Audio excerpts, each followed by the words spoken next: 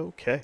Well, welcome to Podcast for the Deaf. We didn't even mention it that you had gotten the earpiece last time. I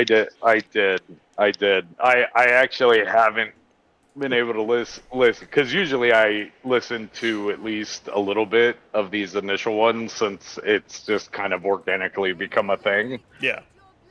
because we didn't really plan it No. to become a regular thing, but it just kind of worked out that way. So I do and I've listened to it a little bit on my own, just kind of. Because I'm like, God, I probably sound like shit in the warehouse because the machine's going. I'm talking through these the earbuds.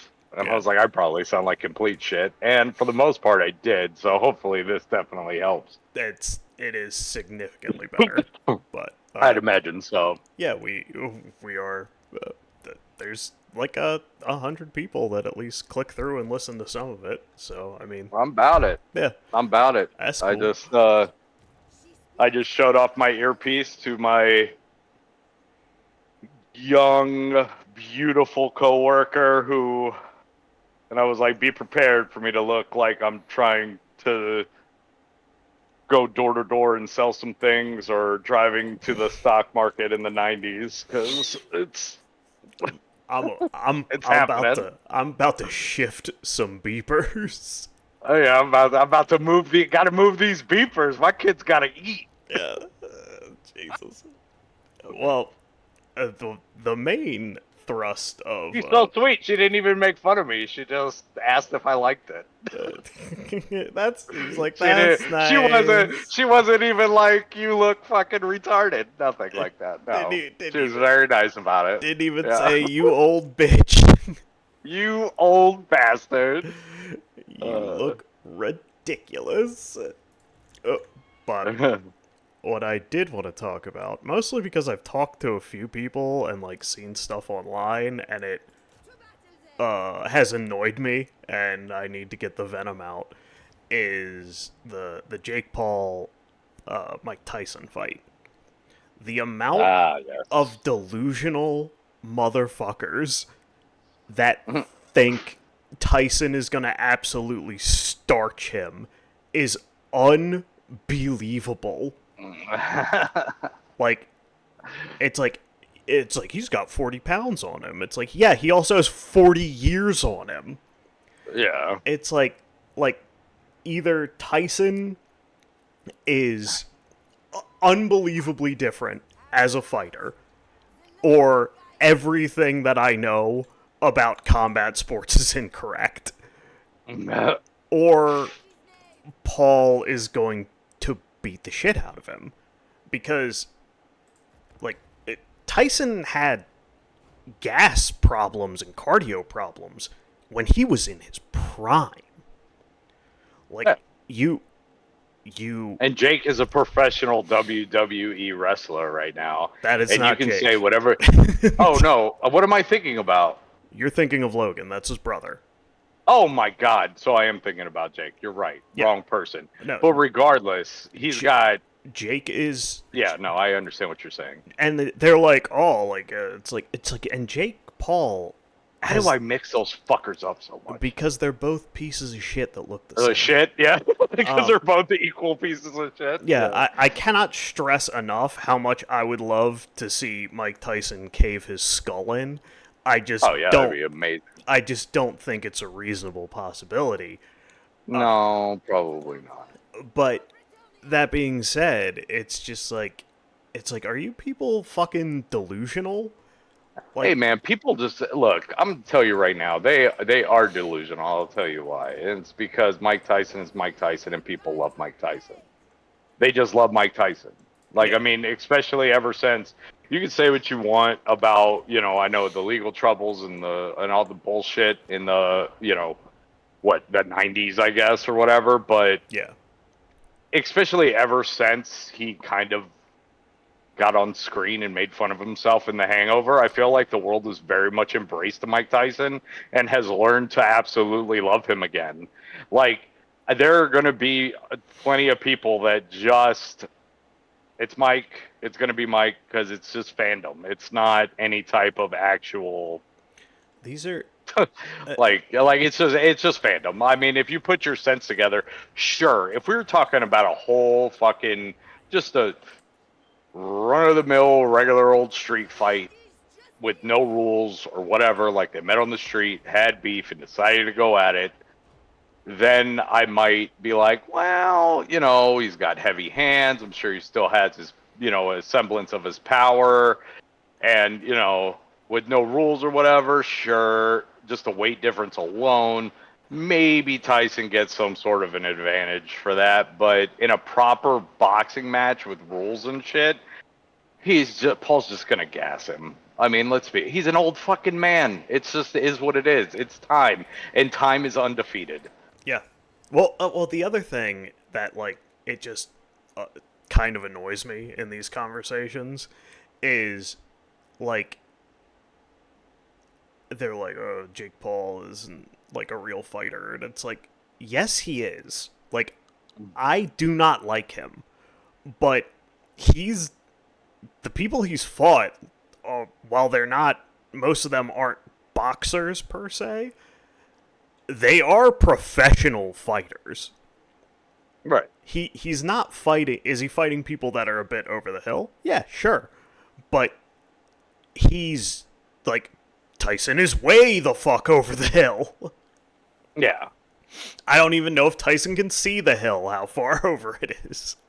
Dog, all I want Tyson to do is like jump on podcasts. Like I got into a thing like probably 2 years ago where I found like his podcast, and it's like him being everybody's obviously high as a kite.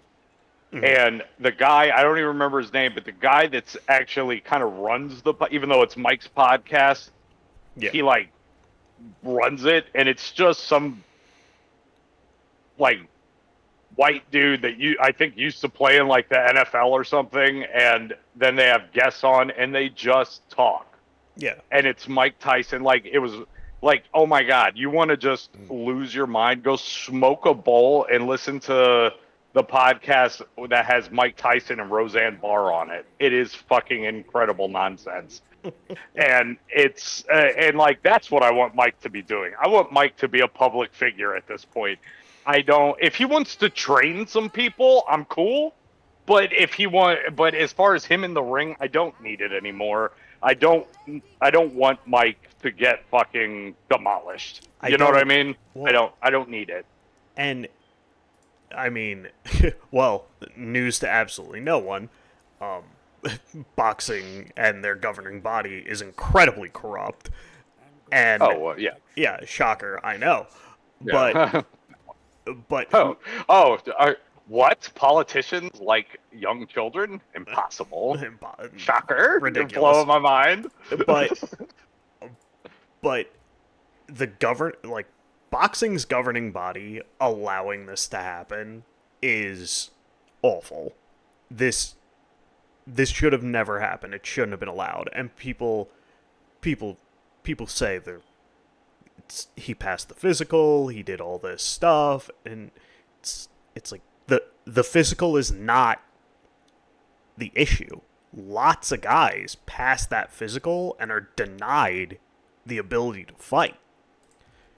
Right. Because they take into account a lot more than that. And there are lots of videos of Tyson walking around with a cane or in a wheelchair. He's not okay. He should not. They should not have granted this license. It should not have happened. The fact that it did is insane and ridiculous.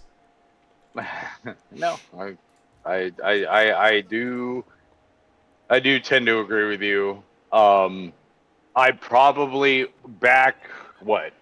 at least 3 to 4 years ago now, I probably would have disagreed with you on this matter when it was him and Roy Jones, because I mean, granted, we're also thinking 4 years in the past, which even.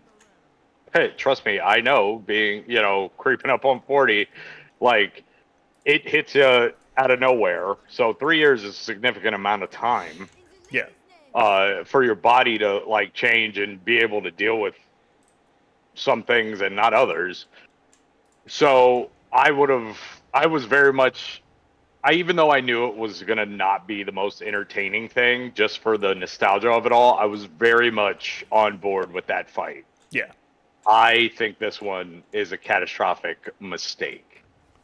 Well, Uh, on all fronts, I don't see the point of it at all. he has a real chance of getting really hurt. Yeah. Yeah. He's on the wrong side of 50, which is Yeah. crazy. And people are just like, "Oh, he's Iron Mike." I'm like, "Are you people smoking crack?" It's like, what is wrong with you? I've talked and heard from so many people who are convinced beyond a shadow of a doubt that What? That he's gonna win this fight handily? yeah, that he's just gonna act. It's like, you people are fucking delusional. Like, Oh yeah, I told you, it's just fandom. That's all this is. It's fandom. That's But- the only reason people are saying this. They're not using their head. but They're using their emotion and their love for Mike Tyson. That's it. it's That's the entire reason you're getting this pushback on this. I don't understand as a fan why you would want this. Want him put in this type of danger? Yeah. No, I know. I get that. I'm just saying. It's like clear. Well, here's the thing. I don't even know if they necessarily want it or need it. I don't know what the enthusiasm is for this fucking fight, but I think the fact that they really don't have any fucking a fan really has little control whether this happens or.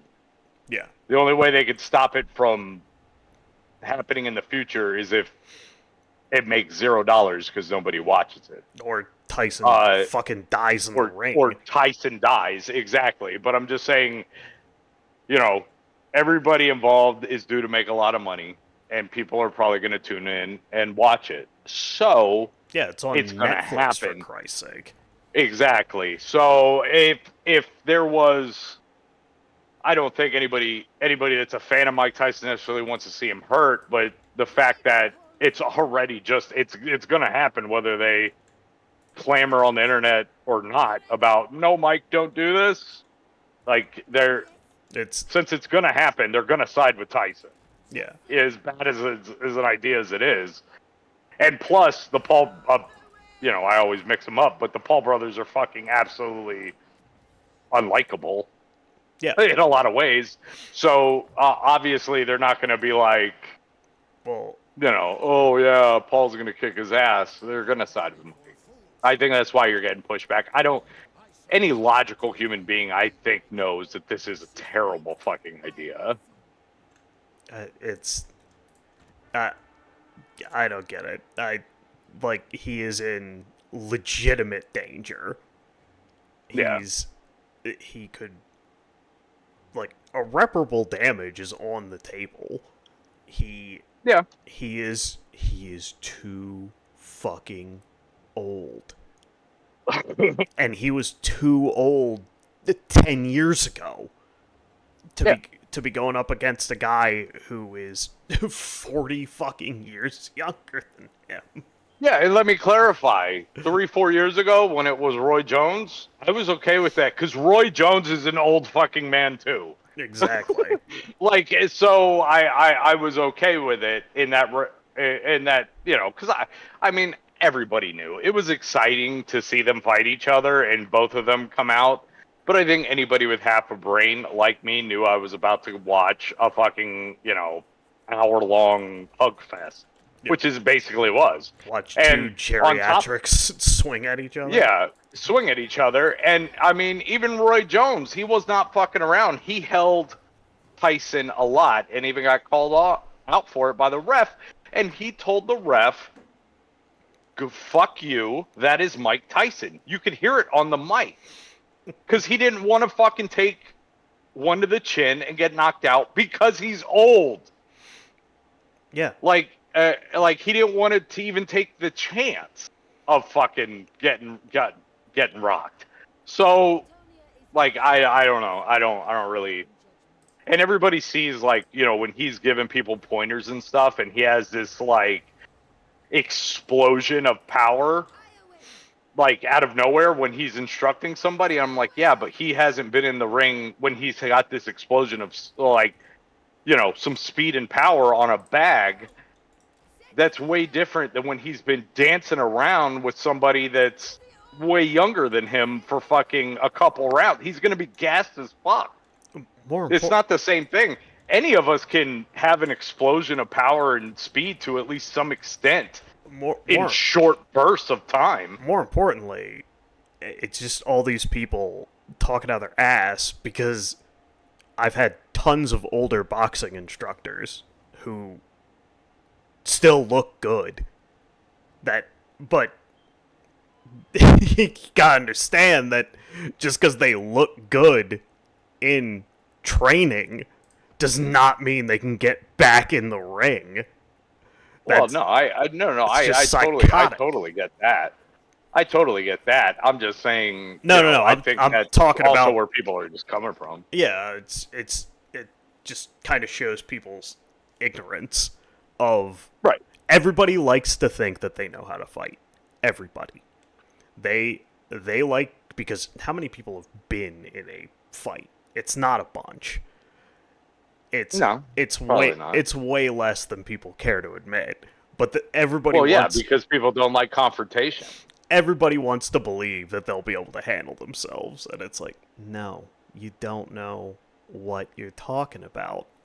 Right. You just don't. And but the problem is, and the reason like they still like to talk out of their ass and fucking pretend like they do is because there's a level of pride and embarrassment with that, and they think they should. That's how they should carry. It's okay to admit that you don't know how to do something. Yeah, Like it's all right. Like that's okay. Like honestly, good on you if you don't know. Like if you're not really that adverse to fighting and stuff, like probably good on you. Like you probably shouldn't be around trying to pick a fight every fucking 2 seconds. yeah, it's a Like terrible idea. Just yeah, it really is. it's Like I I don't mind combat sports, but I mean I see motherfuckers in the club that can't hold their baby juice. Well, back in the day when I wasn't old as fucking dirt and actually went to those things. yeah. But I never understood those guys that fucking get a few drinks in them, start pouting their chest out, wanting to fight the world. I'm like, dude, chances are you fucking just get your ass kicked. Uh, Because not only do you might not know how to fight, you're also drunk. yeah, when Yeah, you're drunk, you are not good at fighting. yeah. This is from someone who was at least serviceable. I got my ass kicked a lot while hammered. I bet you did. Yeah, I bet you did. because I don't know if you know this, but shit is generally a lot harder when you're drunk. yeah, when your reaction time dips and it's not a good combination. You're very confident. Yeah, you got that going for you. Yeah, you're very confident that this is gonna work out. It's not. You can't. Your only hope is that person is more drunk than you are. Exactly. That is precisely what you are praying for. Yeah, no, I think you're right. I mean, I really do enjoy. I love.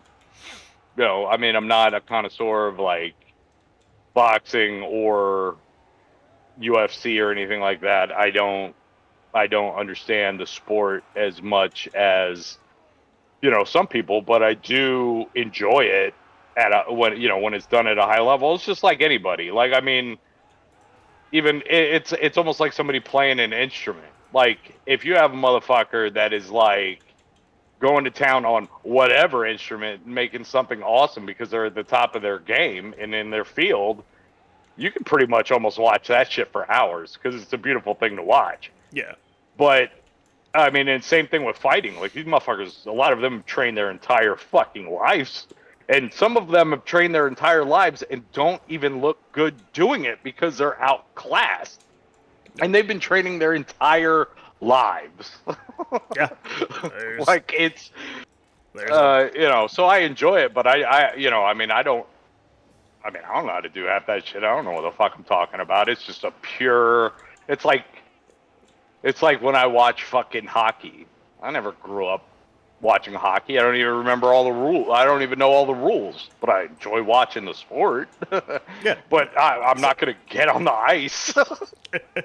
Like, you think I'm fucking insane? Like, it's like I don't have a death wish, as it turns out. I don't want these guys to fucking end my life. Like, I mean, but yeah, you know, you're right. And I mean, I know you actually did the sport, right? Yeah. You did. You did a lot of the sport. And so, I mean, you know, yeah, you know, you speak from some experience and some knowledge. So, I mean, I totally take into account like I mean, what you're saying. yeah, it's Because like, I agree with you, even from a layman perspective. Like you tell me Tyson is fucking fighting this fight, I think it's a terrible idea at this juncture of time. Like, yeah, I don't understand it at all.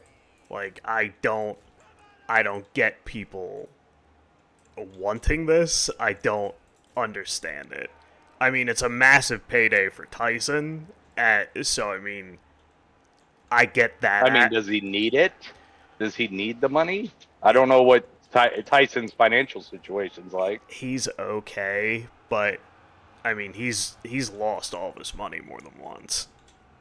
Oh yeah, So it's like, yeah, it's uh, I don't. Needless to say, I don't love it. I think it's a bad idea. I don't love it either. But I'm in complete shock of how confident people are that he's going to win. To the point that I'm probably going to place a bet because oh, as we get closer, I do want to hey, see. bro, when you place that bet, let me know, and maybe we can go in together on it. 'Cause I'll do that with you. I do want to get closer to it just to see if What the odds are? if the Vegas odds change because they always change the closer you get to the fight because once people start putting their money down, all this bullshit kind of goes away. Oh yeah, right. It's like oh, you think Tyson's gonna win? You want to bet $1,000 on it? No. Yeah. No, I don't. Yeah. is probably going to be the answer to that question. Well, I'm just saying, if shit doesn't change and you're gonna do it, consult me first, because I'll see where I'm at, and if I can, I may go in on this with you. 40 pounds or 40 years rule refers to Tyson has 40 pounds on Jake Paul, but he also has 40 years on him too. So yeah, that if we get closer and the Vegas odds haven't changed, yeah, I'm definitely gonna throw some money at that because that's yeah, man. I'll do some shekels as long as you're not going big. I'll throw some shekels at it if you want to go halvesies or double it up. I'm not gonna go huge, but you know. What are you thinking? If it doesn't change, what are you thinking about throwing down on it? Oh well, I'll probably throw 200 on it. Okay. I might be into that. I might only throw 100. I'll throw 100 in that pot. And we can do. We don't have to split it down the middle if we win. But yeah, I think I'll do that with you. I'll do 100 or 200 with you if you want. If it doesn't change, let me know, and I'll sell it to you or something. Yeah, no, I'll definitely keep an eye on it. But Right now the odds are in Tyson's favor, Rolk, which is fucking insane. So that's why I want to do it. Is, I I don't think. I mean, there's a puncher's chance, but everybody kind of has that. There's Well, I mean, McGregor had a puncher's chance. Who the fuck did he fight? Mayweather? yeah, Like, he had a puncher's chance, but we all knew Mayweather was just gonna fucking jab him to death. Like, sure, he had a chance, but we all knew how there was a way higher percentage yeah. that Mayweather was just gonna win that on points because that's what Mayweather does. Yeah, if anybody, yeah, I'll need to look it up. I haven't bet on boxing in so long, like, because there's also rounds and how they win. I'll probably just put in a win-loss bet, which is, there's. That's what I would want to do. I wouldn't Yeah. want to get into the nitty gritty over under bullshit. I would just want to flat out, Yeah.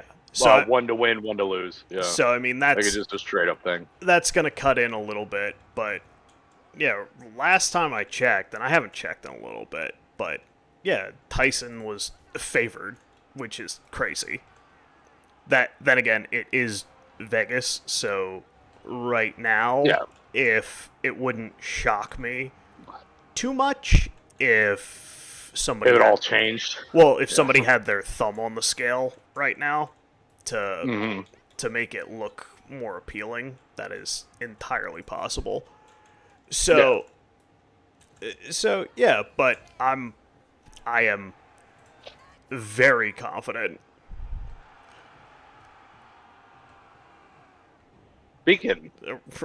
Speaking. Do you What? want Tyson to win, or do you legitimately think he can win? Because those are two different things. I want Tyson to win. What did Omar say? I think Fuck that it. it's, I don't know. If we even come in, we'll just leave early. Okay. I think it's wildly low chances that he does. Probably. It would be probably if Tyson won. Sometimes. It depends on the holiday. It would easily be in the top 10 boxing upsets of all time. It's easy.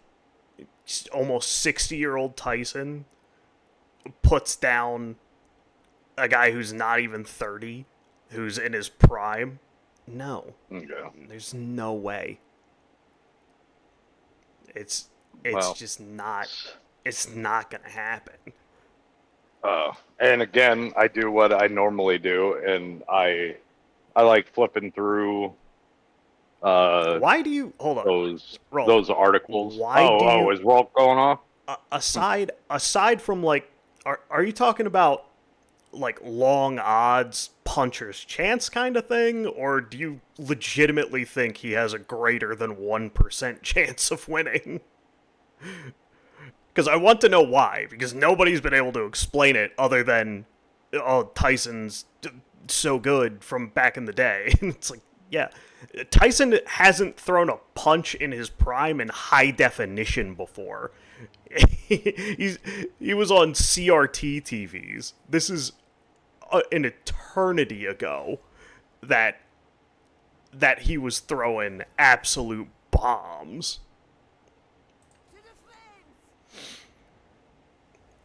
But yeah, it's like, is there a chance that if it goes past the first round, his chances drop to 0? It's if Paul makes it into the second round, there's a better chance that he gets struck by lightning.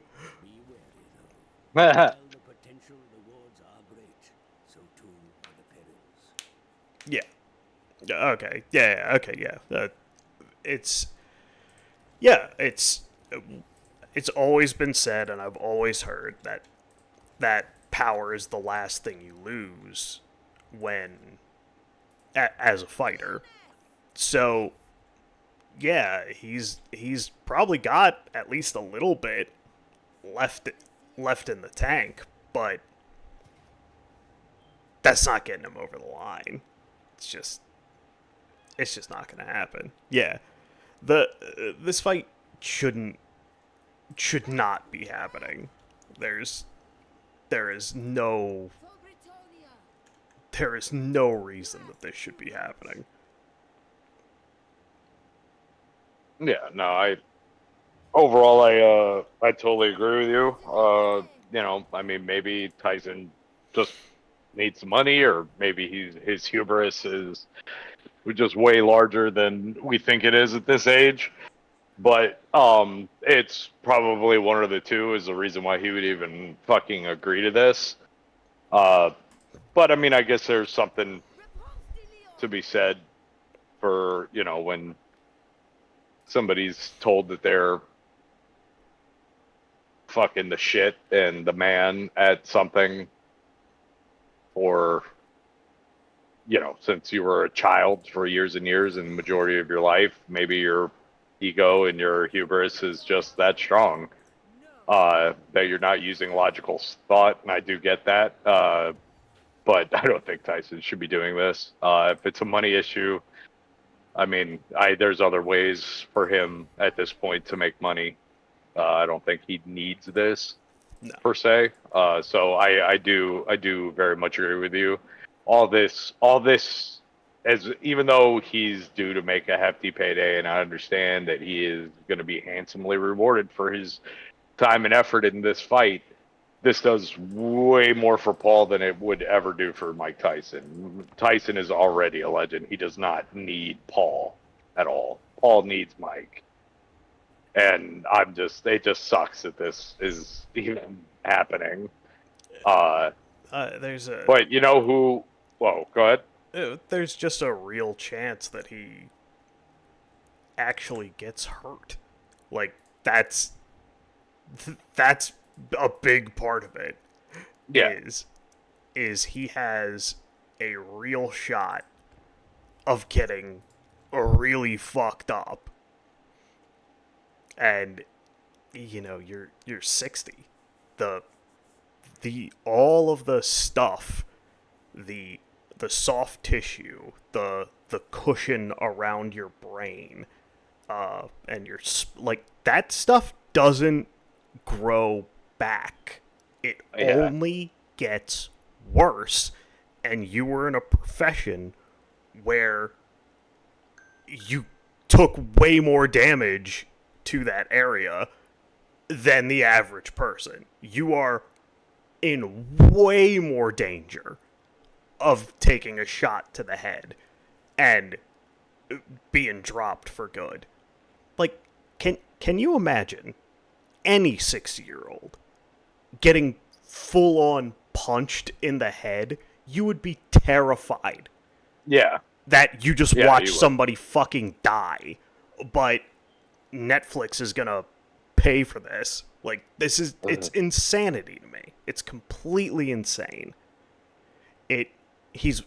We got video of him walking around with a cane. It's just, I mean, aside from wild corruption and greed, of course.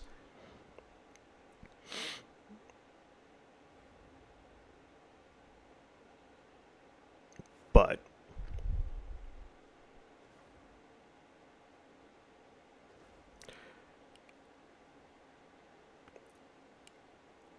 yeah, it's just, well, yeah, kind of, that is essentially the plot of Rocky Balboa. A movie that was hated. Second. Talk to Rolk for a second. I gotta figure something out. Yeah. It's the same with any sport. Like, it's, time is not, when you're talking about your body and how dangerous or how much you've got left in you, time is not linear when it comes to sports. It is an exponential building process. Like, there is a big difference between playing at 35 and playing at 40. And that only becomes even more insane when you're talking about 60. Like, he is the Roy Jones fight, like, Roy's also old. Like, that's the other thing is it we're talking about, yeah, you're going to get hit too. That absolute good point. And Tyson used to be able to move, but that's just not gonna happen. And the amount of people that still think he's got it. I mean, it's a sucker bet. It'll be, if the odds stay even in the same galaxy, it'll be it'll be a pretty easy guaranteed money. Let me see if it has changed. Tyson Vegas odds.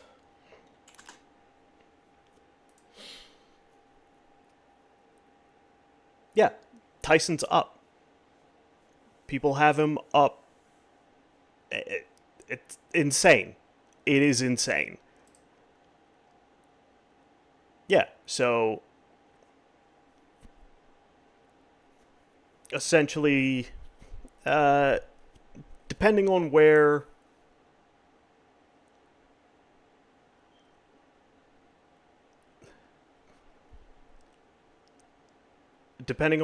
you bet. Okay, things have changed slightly, but not an insane amount.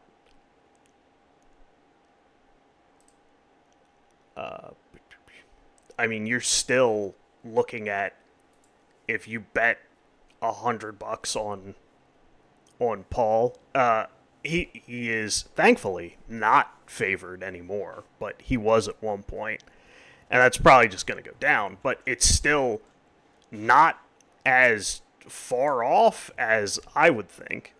Like, if you bet $100, you get on Paul, you're getting $200 back. So it's still kind of crazy that he's not. Yeah, but I if the odds stay the same, that's a sucker bet. An easy way to double your money. Because no shot. I'd have to look at the odds and see a little bit more, and how confident I am that this thing comes to a conclusion in the second round. The problem with that is that I don't know if Paul has the match in hand, which he will. He is, because as much as I dislike him, he is extremely calculated and very intelligent. He understands the influencer game in a very deep way. Like, people write him off as being dumb. That is not the case. If you think Jake Paul is stupid, you are either not well informed or blinded by how much you dislike him, because he is very calculated. So I could see him drawing the fight out, but I don't know how long he'd do that for. Yeah, I mean, you can be rich and successful and be an idiot, but that's not the Paul brothers. They're not dumb. That is just not the case. They are extremely calculated individuals. The Team 10 house and the way that he talked even before that is he understood. Yeah. I started printing. What? Oh, you got him. he understood what he needed to do to make all of that successful pretty much immediately.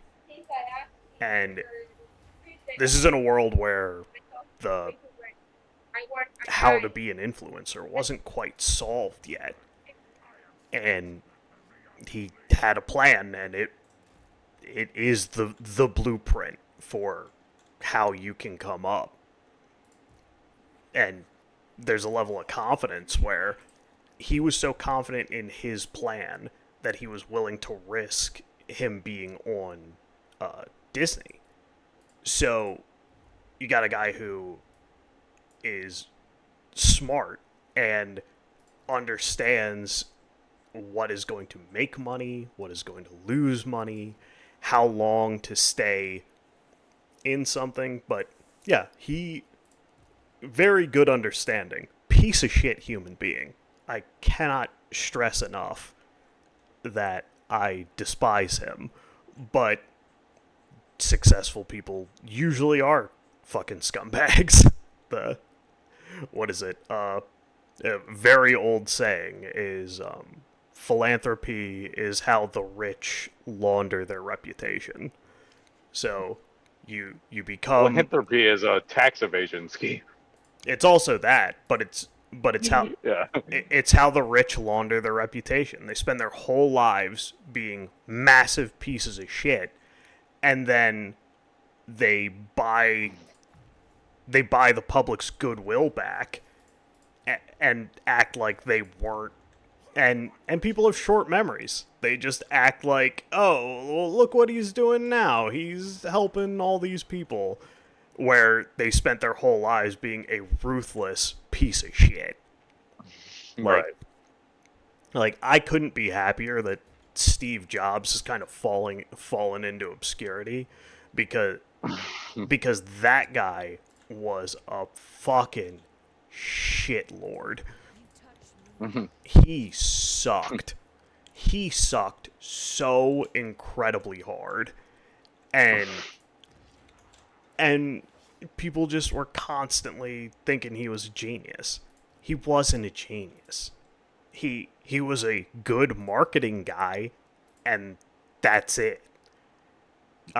There's a story of when he used to work at Atari. There's a bunch of stories about him working at Atari.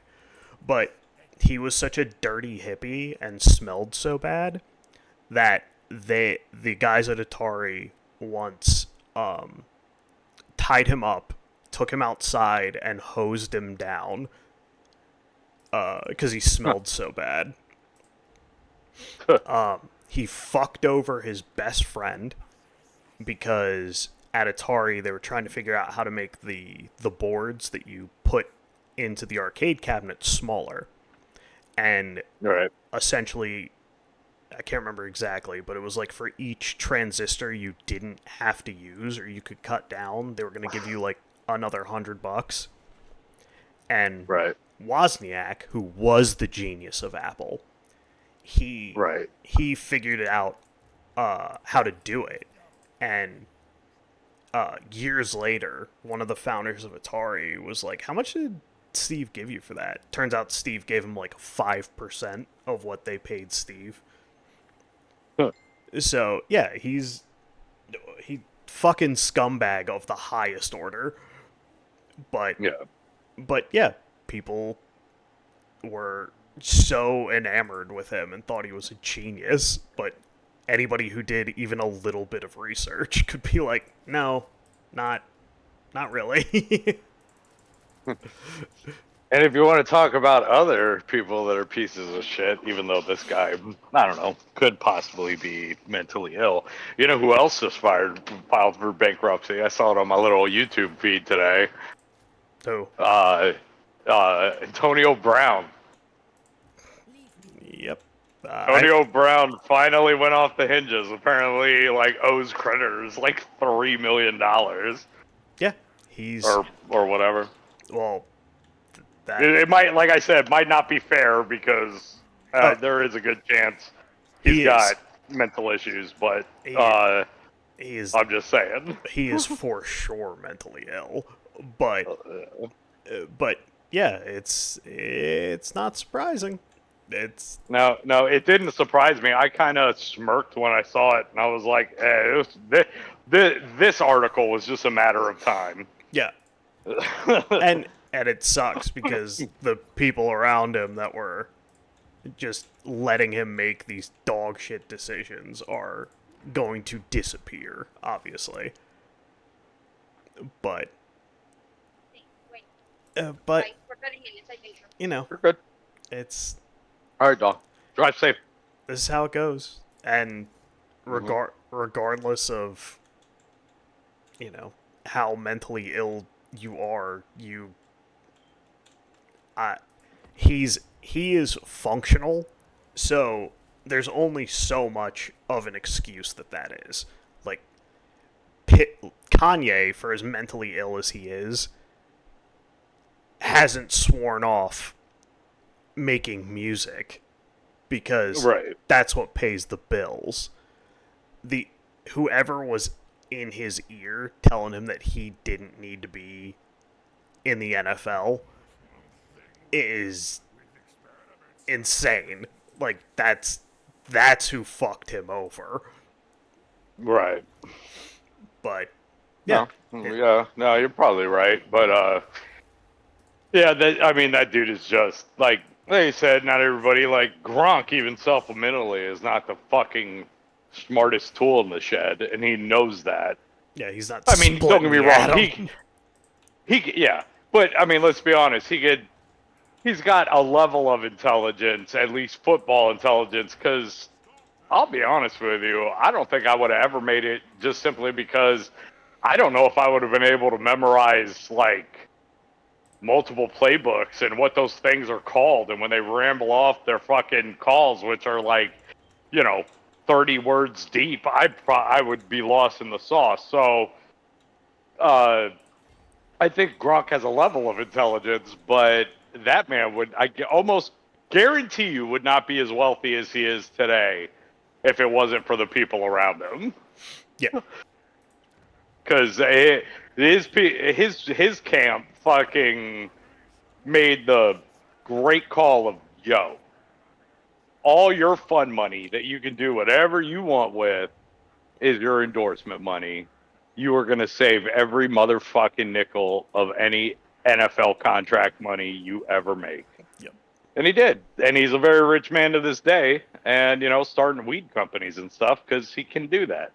Well, you once you make a certain amount of money, like You have to be a fucking retard to go yeah, into bankruptcy in my book. yeah, you do. Like Yeah.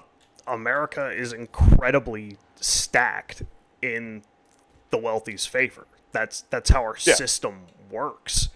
Is that essentially if you have like one NFL contract, a big money contract, that's generational wealth. You should never run out of money unless Yeah. unless you are extremely stupid and just terrible and have no idea how to minimize or even understand the risks that you're taking. He just it's just insane to me. I don't I don't get it. But you shouldn't be able to run out of money is what I'm saying. It should be functionally impossible for you to go bankrupt. Well, The I mean, here's the thing. So, I mean, I'm sure there's other like offshore banks and everything that like probably do interest rates or the monthly interest rates on your money and savings accounts. I'm sure there's ones that open higher ones, but for general accounts, probably the highest you see is like 4 point something. yeah. So let's say you get a rookie contract and immediately on your signing bonus, you have, let's call it, even though it would be more than this, let's call it $1 million. Hmm. And let's put the interest rate monthly at 4% on your money.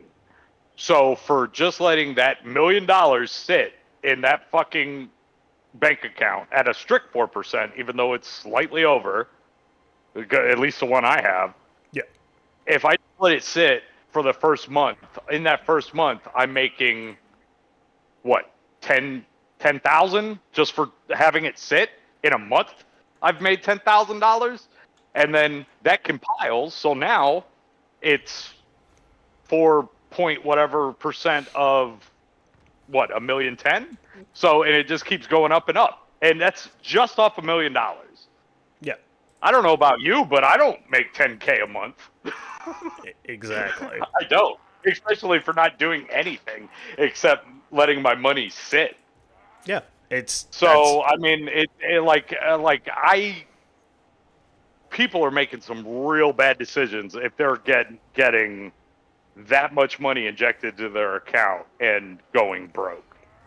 and that's how our system is designed. Is that money builds money. It is incredibly favored towards people who are already ultra Pretty wealthy. rich, yeah, Yeah, yeah, like the I mean, the American dream is becoming more and more unachievable, but like people think that they're going to be rich at some point, and it's like, no, probably not. chances are you are not. Yeah, Yeah, that's 99% of like it's like 99.5% of millionaires.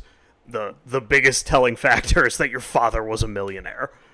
So yeah, that you're a trust fund baby. yeah, and that's saying that your father was a millionaire. Like the Right. the vast majority of that tiny fraction of a number is people who were close but not quite. Like these people are already incredibly well off. You so it's just insane to me that people are like, you can pick yourself up by your bootstraps, and it's like, no you can't. Like that No. is such a fucking con.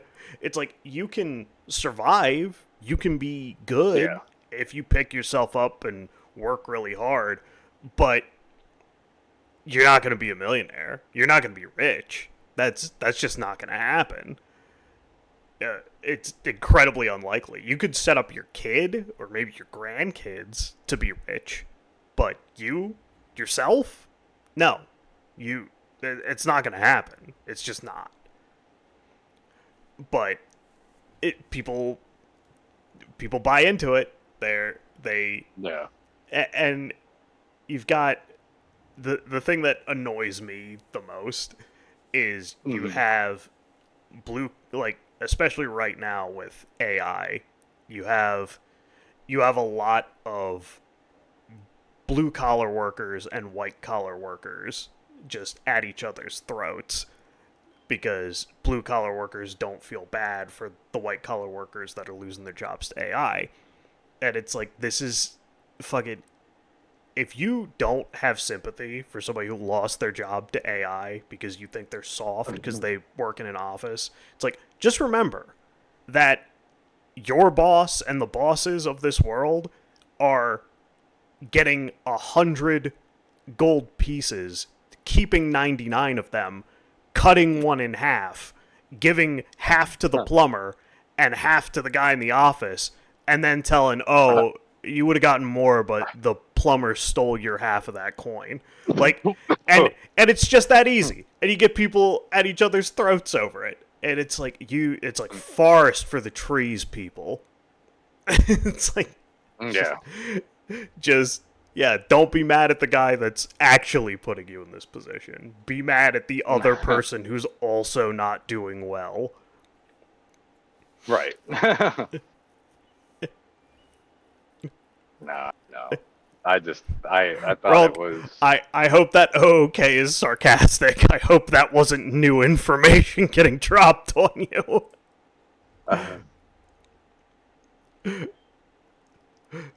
But yeah, it's not possible.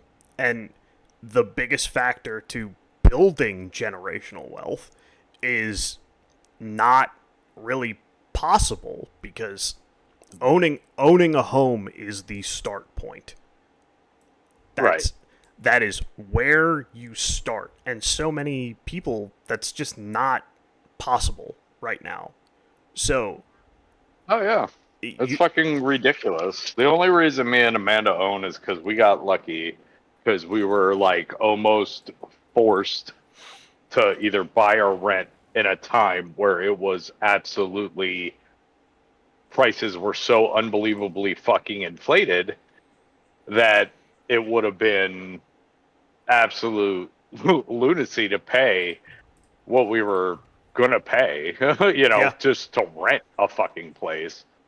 and that I mean, don't get me wrong. I do think there is a level of massive upside to renting, as far as not having,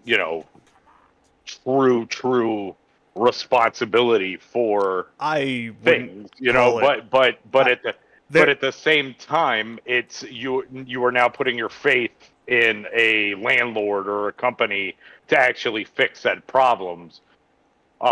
So I don't think renting is like this like absurd fucking money throwaway that people say it is in my book.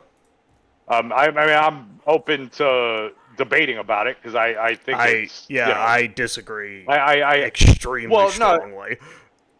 that's fine, and I get it. I don't think you're like wrong. I do think owning your property and all that is, long term is a much better deal. Like I'm not saying you're wrong in that respect. I just, you know, I think, yeah, sure, it should be like an aim to get to that point where maybe own a home, own some property or whatever. But I don't think renting is, There, at least in my eyes, and I mean, I'm open to change the way I'm thinking, but I'm just saying I don't think it's as this there, death knell of wasted money that people think it is. there. Because you're paying for goods and services, you just happen to live there, and you actually have way more rights than you think you do as a There renter. It's just a loophole, and it's fucking a pain in the ass to deal with sometimes. there is upside to renting in the short term, but in the long term, there's like renting now where everything is so incredibly overpriced and Right, you'll be upside down on a mortgage if you were to buy now because houses are not going to stay this high. right. You're going to take a loss if you buy now. It's just how it is. So I mean, even though renting is murderous right now, I think you still will probably be better off.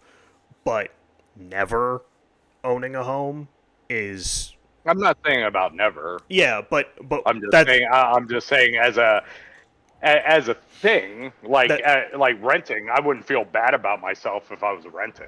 Like I don't think that it is a death well knell as far as you being a successful human being.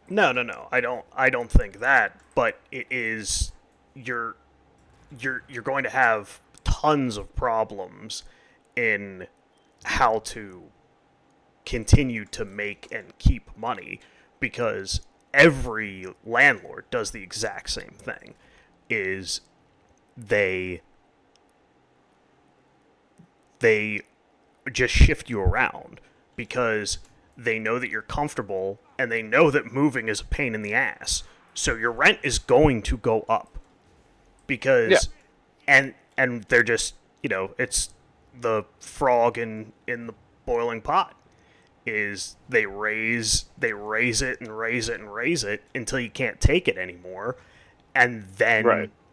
then that's the end of it. You go and you move and moving is expensive and that And you puts start the you process over again. yeah and so it keeps you like landlords are in my opinion are essentially colluding with each other because they're all making it so that other landlords are going to make money because you're gonna leave and then when you raise your rates again they're gonna go and maybe go to you and Yeah.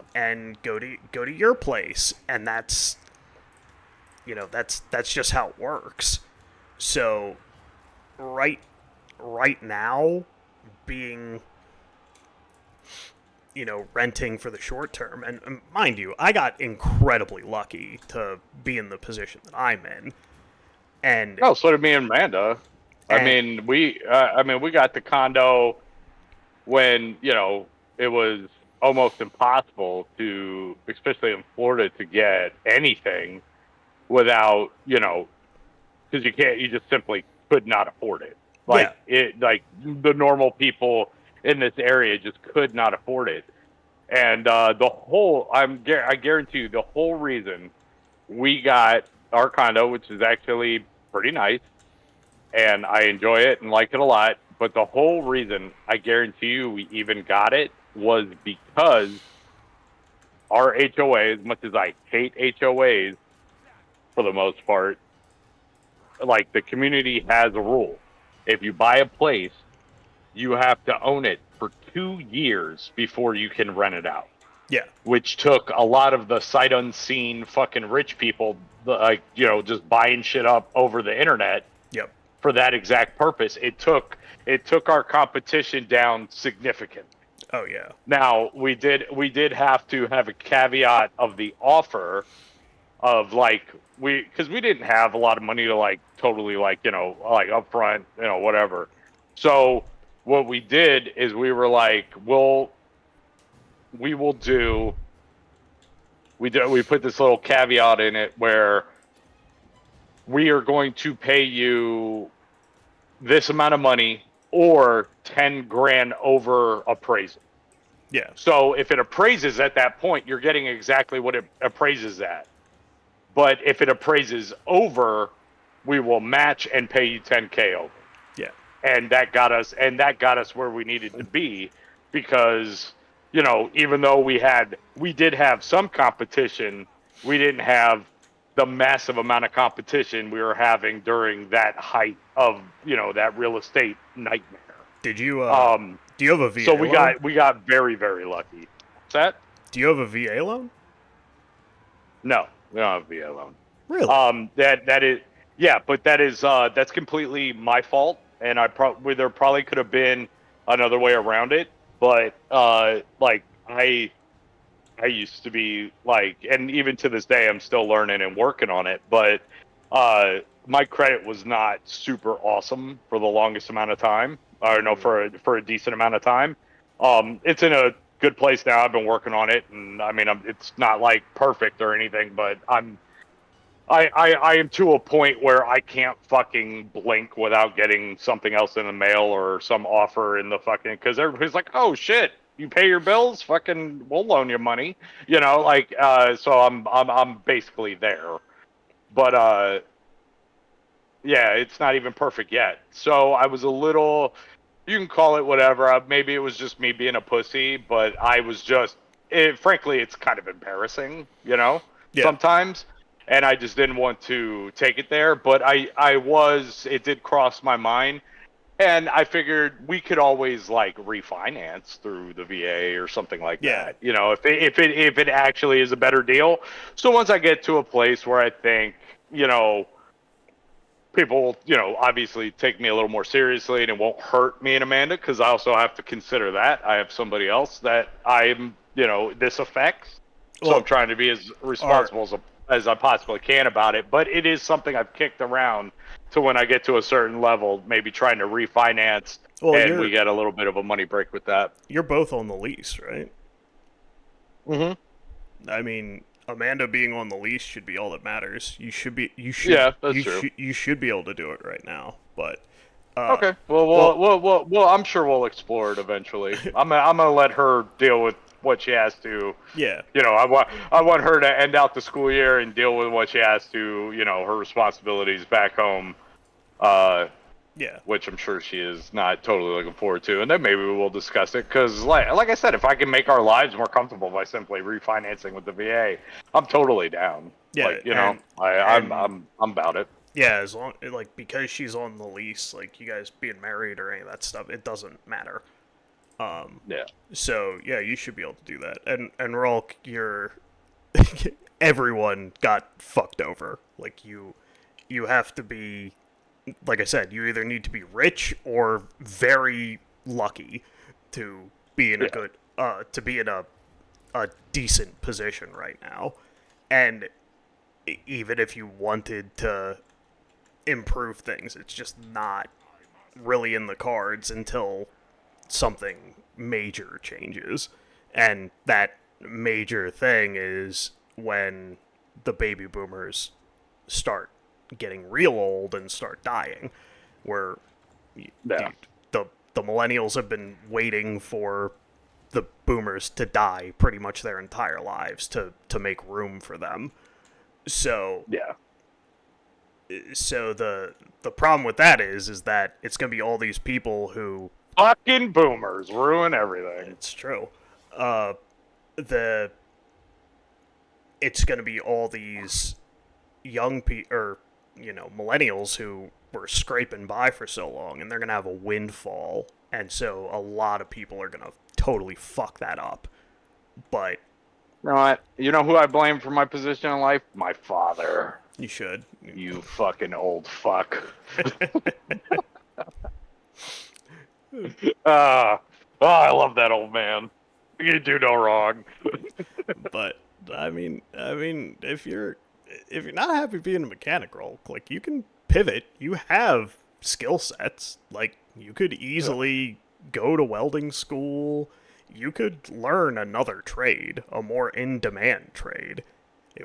It's not insane. That's totally a possibility for you.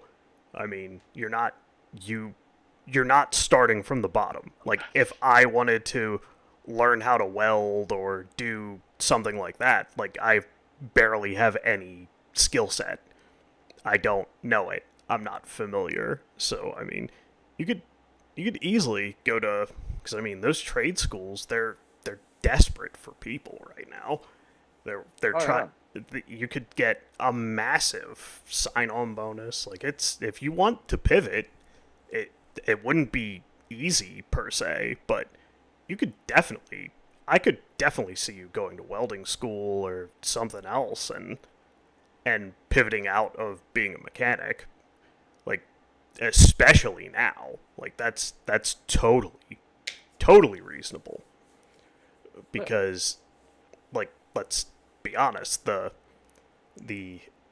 we're in a weird place with the internal combustion engine, and right now is where because so many people aren't in the field, you should be making a killing right now.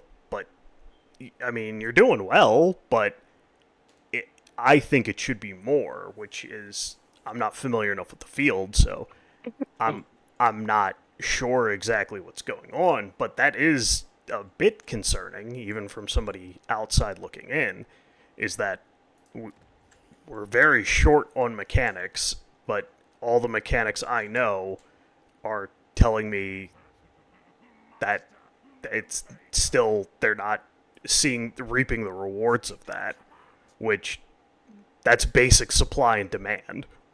If the supply of mechanics is down, the demand for them should be high and they should be getting paid for that. So, I I'm not certain what's happening in your industry that that's not happening. But yeah, could you pivot to a different trade? Yeah, I think you could definitely pivot to another trade. Yeah. I mean, granted, I spent a lot of time teaching myself shit, and there's a level of luck. But I mean, I technically, even though I was working kind of freelance part time and had some professional experience in the field, I mean, I just kind of made this graphic designer art / artist thing happen. I just kind of just it took a while, but it happened. I literally changed job fields at what 37. It's not it's not too late. I No, mean, especially for a trade school, you're not gonna. It's not like you're going for a fucking doctorate. You're not gonna be in school or in class forever. Like you can, yeah, and you're a smart guy that already knows how to fucking. Yeah, you have the skill set. You know what tool. You know which tools you need. Whatever. You just need to refine it for you know something else. and you'll be fine, man. You're super handy, and you're very, very smart, Yeah, and especially when it comes to engines. So I mean, I think you could totally pivot that, you know, that that pivot that skill skill set. set to something else, very easily, Yeah. especially in the trades, very easily. More importantly, they're so desperate for trades that you could probably get like a A fuck ton of money. well, no, you could probably get a company to pay for your schooling.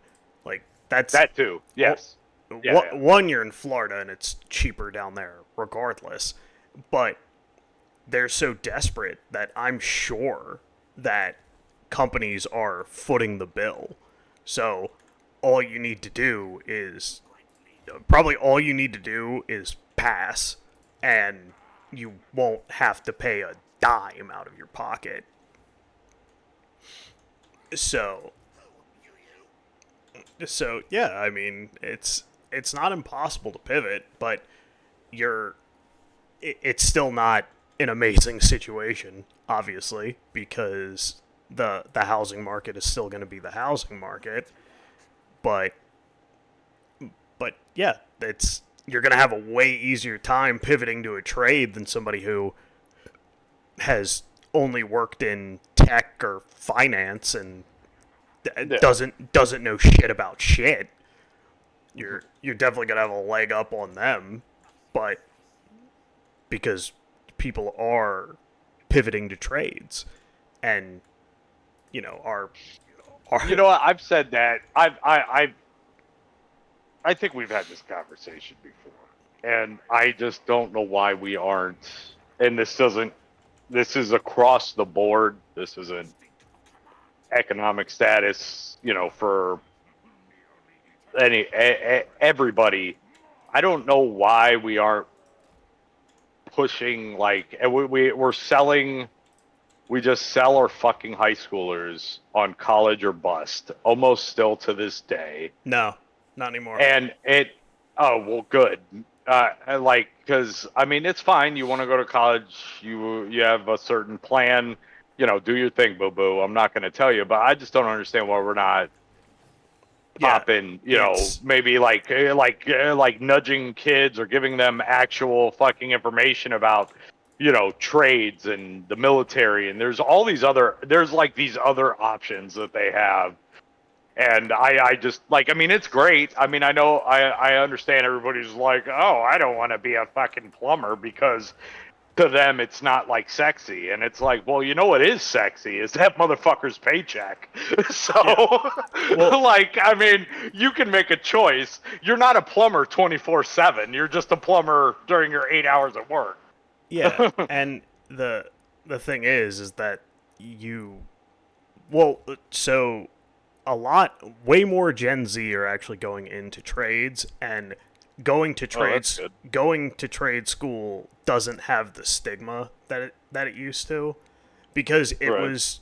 it was not a good look for a very long time, but that has thankfully been rehabbed, and people are like, this is not like, even like Mike Rowe and like Dirty Jobs was a big influence in being like, these are not dishonorable things to have.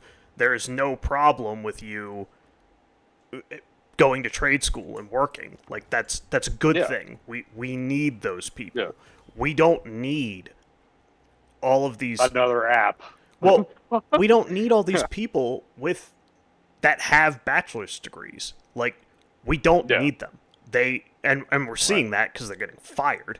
But we we don't need them. Like, and the things that need a degree, even that's changing, because those degrees, as we found out and I've known, and well, anybody with a functioning frontal cortex has known, that just because you have a degree does not mean that you're smart and will be good at the job.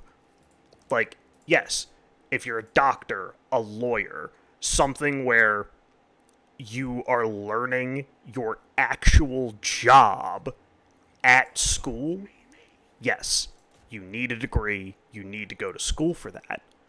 But if you're not learning your actual vocation, it's not incredibly necessary. Like your ability to learn is way more important than the fact that you went to fucking school. Like it and people are finally putting that shit together after entirely too long. So because AI's putting a lot of people out of work, and Yeah. if it sucks and we should have prepped for it way in advance, but if you needed a degree if you needed a degree to get a job and AI has put you out of work, you didn't need a degree for that job. You just Yeah. didn't. You just didn't. And so you've racked up a massive amount of debt on essentially a grift between colleges and big business. Like you didn't need it. It was unnecessary. And now you're fucked and you have a so now you're never going to work in your field because AI isn't going to go away. So your field might have just been completely obliterated and you now have a massive amount of debt from that field, so you can never use it. I mean, the bachelor's degree is useful, but it's becoming less and less useful because people are like, okay, this proves nothing. Then from me personally, it's anecdotal, but the the more schooling that managers I had, they were always worse at their job. Like the more like if you had a master's degree, you were ever a manager of me, you were probably a fucking moron. Like it's you did well in school, but that doesn't mean anything. It doesn't mean that you have any practical skill. It doesn't mean you have any leadership ability. Like the whole system is just kind of stupid, and people are finally waking up to that. But I do feel bad for people because they got told, like we all got told, that hey, if you don't go to college, you're gonna be a fucking loser, and Yeah. that's just not true. And it's No. just not true because there's all these trade jobs which make more money than those bachelor degree jobs. Yeah, And I know. and we are desperately short on them. Like we the the need for people in trade skill jobs is incredibly high right now. And it's going to be high for the foreseeable future because we're not replacing those people. It's even though the stigma isn't nearly as bad, we're not getting enough tradespeople to offset it. Like, do I think by the time Gen Alpha goes through, I think I think then we might be in a better position. But yeah, it's looked down on. It's not it it's but it's getting better. So, but yeah, I I think you can definitely pivot roll. I don't think you're stuck. I think it's No. You're fine. I mean, I know it sounds all cliche and fucking the more you know, fucking PSA commercial. Like, it's never too late. But yeah, I mean, at some point, it is way too fucking late. But like right now in your life, it is not too late. You could pivot yeah, very easily, and especially with your skill set as is. Like, you can pivot. it's not like you're learning. It's not like it's going to be entirely new information. You work on Yeah. You're gonna take what you already know and you're just gonna apply it to one of these other trades in a lot of ways. So well I that don't see why you that can't. and It should be actually a decent transition. yeah, you work on cars, extremely, you know, there's tons of different skill sets that you need to have to be Bro, able to work on them. outside of, I'll put it to you this way, bro, and you know this because I've asked you fucking questions, out of nowhere via, for Amanda or myself. If I open the hood, I know how to check my oil. I know where the fucking battery is. Everything else, I'm like, well, this looks correct. I don't know, Yeah, but you do. it's It's like everything that I'm looking at. I know two things, and they are as basic gets. So I'm pretty sure you'd be just fine if you pivoted. yeah. Like I don't think looking at that engine and being able to fucking tell me what every fucking piece is in insignificant amount of information. No. I think that's pretty impressive. So you're gonna be just fine if you want to pivot. Yeah, it's like what you would want to pivot to is up to you, but it's totally doable. I mean, cars are extremely complicated and have a bunch of interconnected pieces, and even though you might not love working on certain aspects of them, you can, you know how. So it's not unreasonable for you to be able to do this stuff. But yeah, it's our we just everybody kind of needs to figure out something new. The world is changing quickly, and our parents didn't see it coming and did not prepare us for it. So we're kind of left in the lurch of they have nothing but kind of terrible advice for us, and they don't know how we can better our position. So you kind of have to just take things into your own hands and hope that it works out. But there are still sure things, like getting healthcare is obviously still a sure thing. Nurses especially right now, post COVID, are making an absolute killing. Just killing it. Yeah, they're getting they are murdering it. Hell, it's so crazy. And yeah, it's because things were that bad during COVID. A lot of the people that had been holding on for forever just retired. So many people just called it because they were just over it because it was so fucking crazy for a while. So, yeah, you had all these people that called it. So, there aren't a lot of sure thing jobs anymore.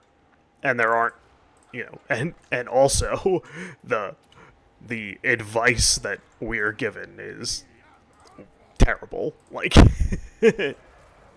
the advice that we got from our parents was almost universally dog shit.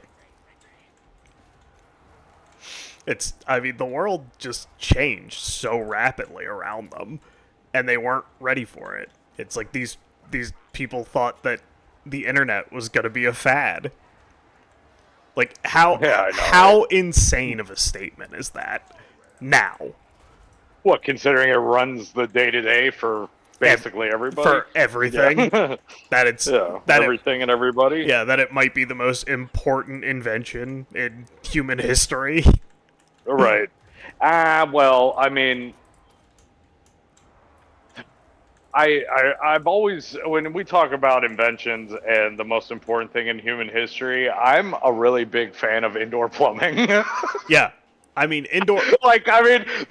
that's way up there for me. It might be like, I will totally accept the 1A, 1B conversation, but I think indoor plumbing is something I simply could not live without. Indoor plumbing is the most important, home and convenience and sanitation thing, but in the world of actually bringing us to legitimate world peace and stability, the internet is going to be massively important in that.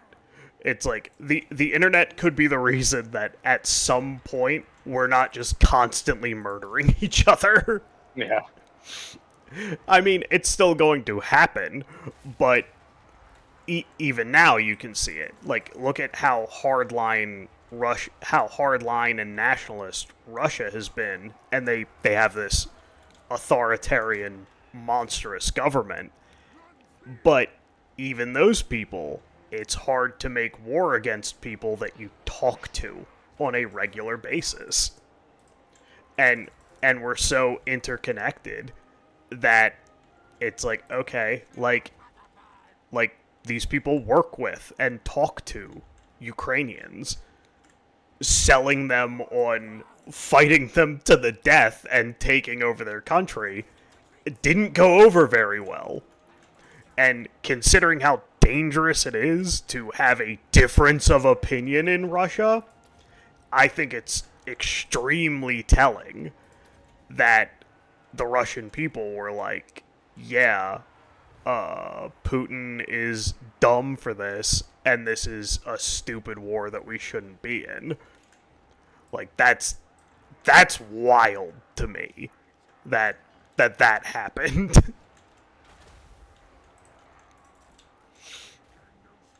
Yeah.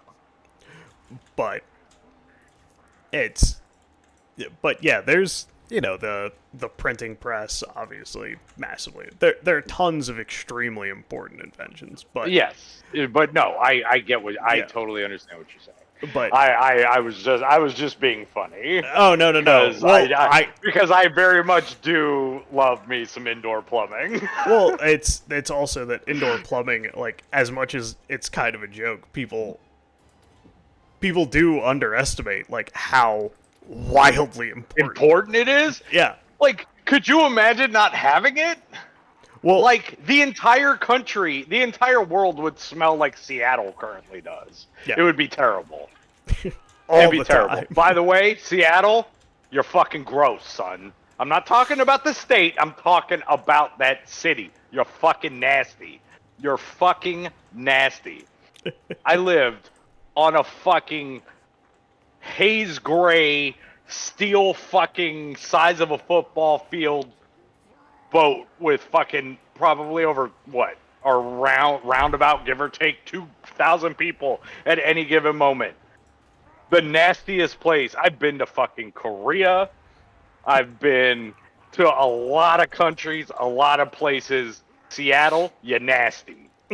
You're fucking nasty. You're gross. Fix yourself. Fucking, you're fucking gross. Fucking fix your shit, okay? Your state, beautiful. Your city, disgusting. You're fucking gross. Just saying. Philly, I previously apologized for anything I said during my first experiment to your city, or experience in your city, because I didn't have a totally great one. However, No. I take it back. I take it back. No one has a great time in Philly. Philly sucks. I mean, I had an okay time last time I was there. Like the second go round, like when we were at that wedding, Yeah. I was a little bit better. And oh shit, that wedding is probably when the time lapse or the finish my drink got started, where there was a timer on it, because I was waiting for her to get ready for this wedding we were going to, and I was bored and just started making Rolk drunk. So I apologize, Rolk. I'm sorry I took it there. I was just Took bored. years off of his liver. Yeah, I was just bored. That's on me, buddy. You didn't do anything wrong. I did. But yeah, the what else has been going on? Oh, I played that. So a new game came out on Game Pass. It's that Immortals of Ativa or something like that. It was this really good. Never heard of it, but explain. It was this really good looking. It's a first person shooter, but like you're a wizard, so like all your stuff is like magic. Magic, magic, magic, magic. Exactly. But it's very good. The studio that made it is almost definitely fucked because it was a commercial failure. Yeah. It was a commercial failure because EA kept it off of Game Pass, and it's like this is a new IP, and it's a first person, and they spent too much money on it. Is the other problem? Is that Right. risk management in the video game industry is terrible. They just they don't know. They just throw so much money at these projects that they just don't need to. Like, Yeah. the amount of money that it takes to make some of these games is hugely unnecessary. It's like this is not. You look at all these smaller indie dev teams who get shit done on like a shoestring budget, Right. and it's like, don't get me wrong, the AAA stuff is very impressive.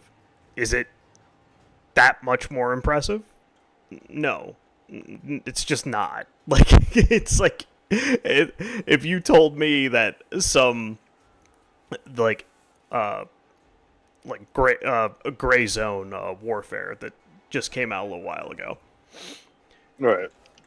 if you take that, it's like, is Battlefield better than that? Is it more refined? I mean, the other game's still in early. It's like, yeah, sure. Is it hundreds of millions of dollars more refined? Fuck no. It's like, yeah, it's like, no, not even close. You could have that budget and you wouldn't notice a problem. It's like you need to scale back so little to stop creating these issues. And then it's the same, it's the same everywhere, so it's not terribly surprising that they fire a bunch of people and do do a bunch of Hollywood accounting so nobody gets their royalties. And yeah, everybody's kind of a piece of shit to the surprise of no one. To the surprise of no one. Yeah. Uh oh shit. Speaking of new, it's not new, but it's a new show. Um so there is an author, sci-fi author that I quite like. Not the gentleman that wrote what's that book that I recommended you that we both love?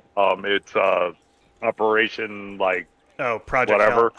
Hail Mary. Project Project Hail Mary, thank you. Yeah. Um, it's not that guy. It's another one. His name's Blake Crouch. Mm. You might have heard of him. I don't know. Yeah. Excellent writer. I've basically read and or, well, I'm an audiobook guy, but I always say read. That's sick. But I like to multitask. What do you want from me? You you'd never say the blind people don't read if they were Yeah, listening to audiobooks. that's true. That's true. So I basically I think I've actually read all his stuff that he's got to this point, but he's got a book called like Dark Matter, and it is this. I think it's this kind of cool. Like it's not necessarily like time travel. It's more of like jumping from like one timeline to another, Yeah. and like I guess the concept is so everything is parallel to a point, and then different versions make different choices, which sends it down, Yeah. in this alternate timeline. And it's very cool. It starts slow, and I because there's character build up, kind of. And Amanda almost immediately lost interest. She's not a huge sci-fi person. She likes some, she just doesn't like all. Yeah. And she checked out. She was playing on her phone, but I was into it because of the book.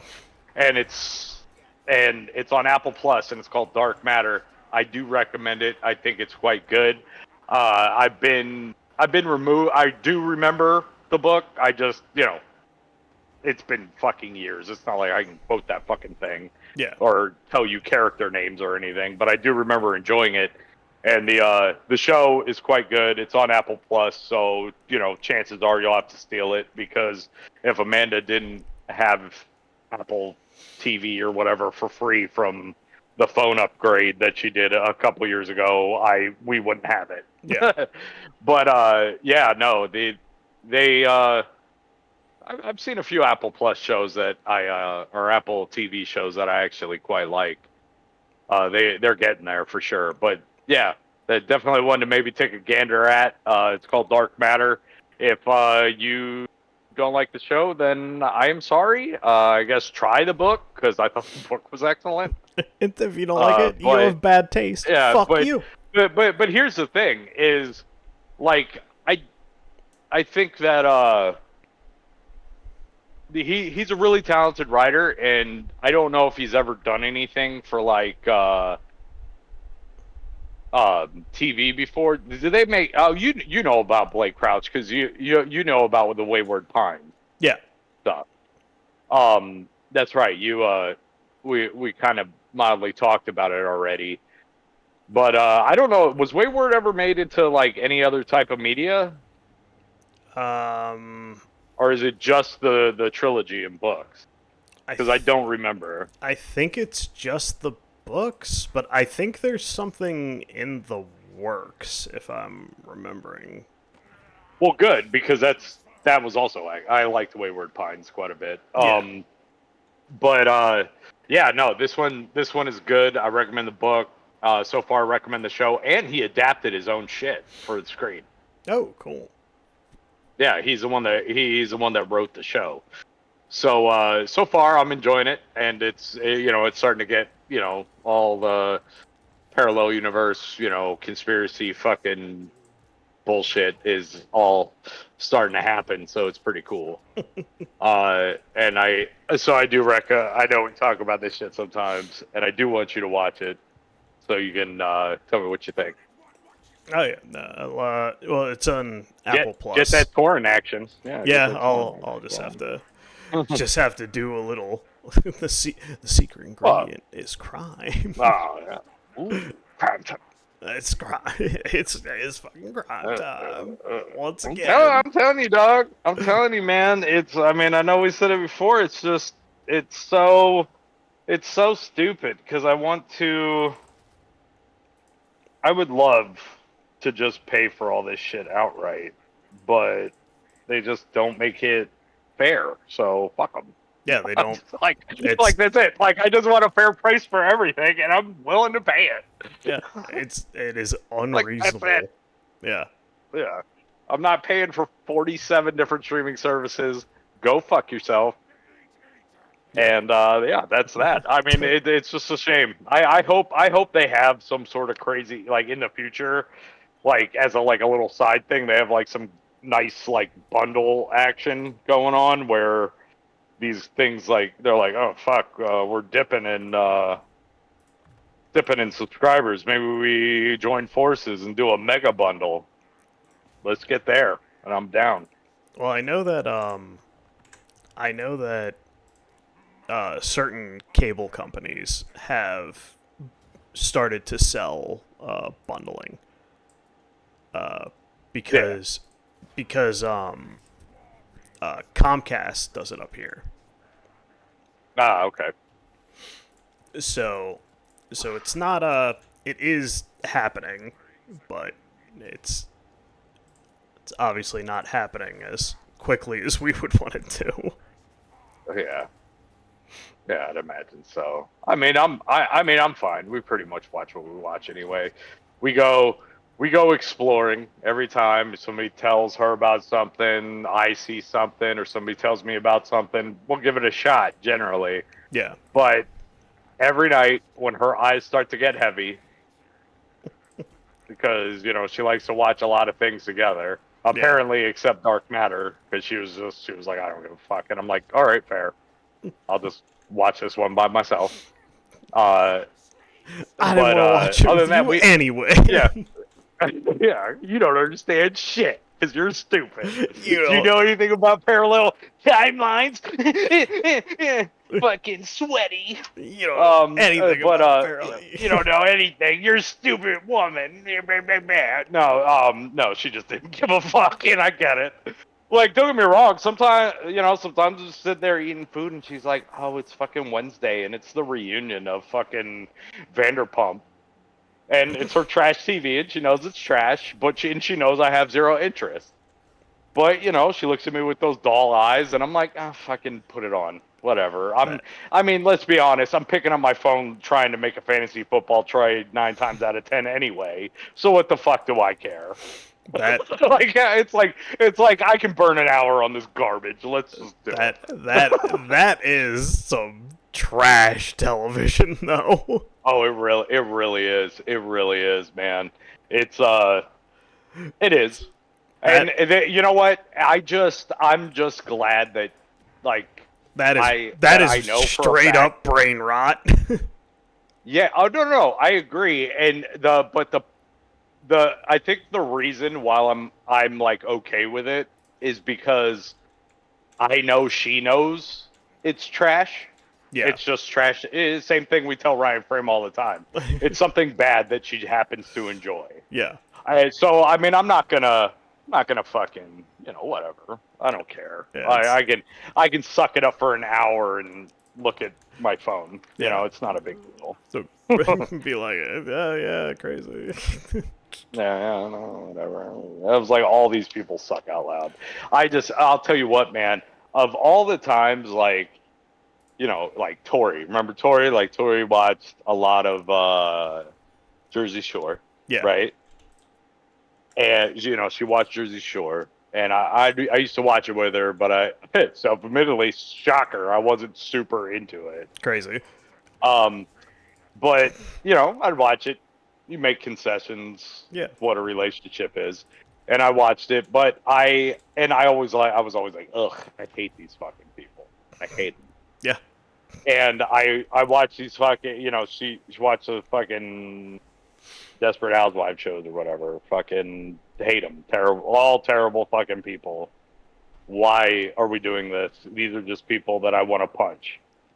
I mean, I have never, ever, like, I am not a violent man at all. Like, that's not who I am as a person. Mhm. Sure, I get grouchy. I get get off my lawn in my old age, Like, oh, you don't like 90s hip hop? Well, fuck you. Get off my lawn. That Yeah. type of shit. Yeah. But I've never wanted and wished so much terrible shit to happen to people that I don't know than that crew on Vanderpump. They are, like, the fact that we have to share oxygen with these people is a fucking It's unacceptable. it's unacceptable. Like, it's like there is one guy that is like a fucking DJ or some shit. Of course he is. Because who the fuck isn't, right? Obviously, yeah. He's a quote unquote DJ and shit, and fucking I'm sure he sells out shows of the little tiny places he plays because of the show. Yeah. But, like, he's fucking clown shoes, dude. It's like, who the fuck do you think you are? Like, serious? Like, why do you think you can actually even talk to people like this? You're a fucking idiot. Yeah. Like, and you spin records for a living. Go fuck yourself. Like, it's like, why are you such a big piece of shit? He doesn't even spin records. He plays an iPod. Yeah. Oh, I know. Yeah, he plays an iPod for a living. I get it. But it's just like, I don't know, man. I maybe it's unfair of me to say because I don't actually know these people. I'm sure they play up a lot of shit for the fucking camera. But I'm like, wow. I don't think I've ever wanted to inflict violence on a group of people that I don't know so fucking badly than that crew of fucking imbeciles. Like, they are just, it is like their problems, like self-inflicted fucking rich white people problems, and their fucking attitudes about it. Like, go fuck yourself, okay? I've been in plenty situations with plenty people and group of friends and a mixture of guy and girl, and sure, there's a level of drama, but not the level of drama you fucktards bring all the time because you're just dumb. Like, I hate it that, like, they're getting, like, these people are wealthy. Yeah, They're wealthy. And that that's what bothers me. that's I'm that. not saying I deserve to be wealthy. I'm just saying you sure as fuck don't. I'm not saying I deserve it. I'm saying that you don't.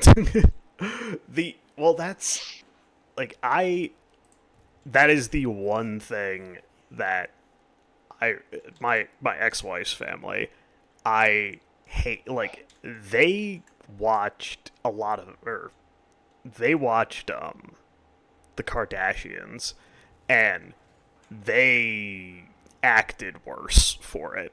Like, you could Oh tell when they've binged a bit of that because it was like, Jesus Christ. But yeah, they try to live that lifestyle or something. They try to emulate that shit, and and it's just like that's not real life. Just like I'm sorry, your friends' fucking Facebook feed people is not their real life. no, that It's is not. none of that is real. It is None of it. It's as fake as the TV shows that we love so much. yeah, it's It's a written fucking. It is. They are just showing you what they want you to see. yeah, it's completely curated, and Yeah. it is made to put their best foot forward. I mean, the amount of Yeah. people that it's coming out that are in like significant and insane debt to make Oh yeah. their life like Look look interesting interesting. is Yeah. wild. Like, there's Yeah. Oh yeah. there are tons of people in their late 30s who are like broke try because they tried to keep up with like essentially The time. Yeah. essentially It was- just clout chasing, and it's like, what, how do you do that to yourself? Like, Hmm. it's like you might not even enjoy these things, but I know. it's like, look, if you like what we're doing, like, if you want to do a podcast or just do something creative in a space for, like, like 100 people look at these or listen to them, that's Right. fine. I'm perfectly happy with that. If it ever goes up, great. Yeah. If it never goes up, I'll probably still keep doing it because I'm surprised that 100 people fucking listen to us. Yeah, I mean, it. To be honest with you, it's not skin off my back because I'm gonna just shoot the shit and talk about all this Yeah. shit with you We're, anyway. we're So gonna I mean, what the fuck? Yeah, what does it matter? Doesn't matter. we're gonna do it regardless. But it's like, it's not. If it doesn't go anywhere, it doesn't go anywhere, and it's probably not. Gonna, Yeah, exactly. and it's probably not gonna. I'm not go mortgaging anywhere. my future on this. Yeah, like it doesn't. It's like anything else. It's just because people were able to do it in their basement instead of like through Hollywood or something. It's like you still have hugely low numbers, but Yeah, like it. I think that especially our generation has gotten convinced that something needs to be profitable to be to be worth your time. to be worth your time. And it's like, not everything in your life needs to be fucking monetized.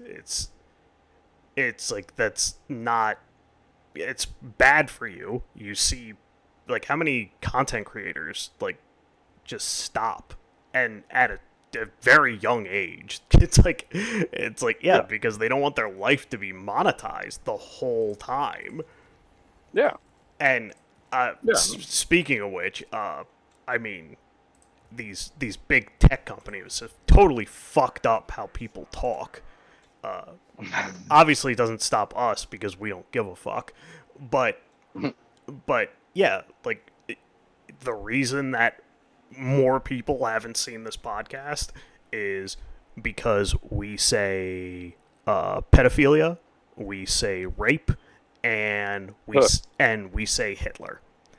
Those are like, aside from like obviously racist things, those three things will get you murdered in the algorithm. Demonetized. Yeah, and it's Yeah. it's changed how people talk. So you have these super serious people who are like sounding like fucking children because they're trying to explain World War II without saying Hitler. Like Yeah. it's like and suicide.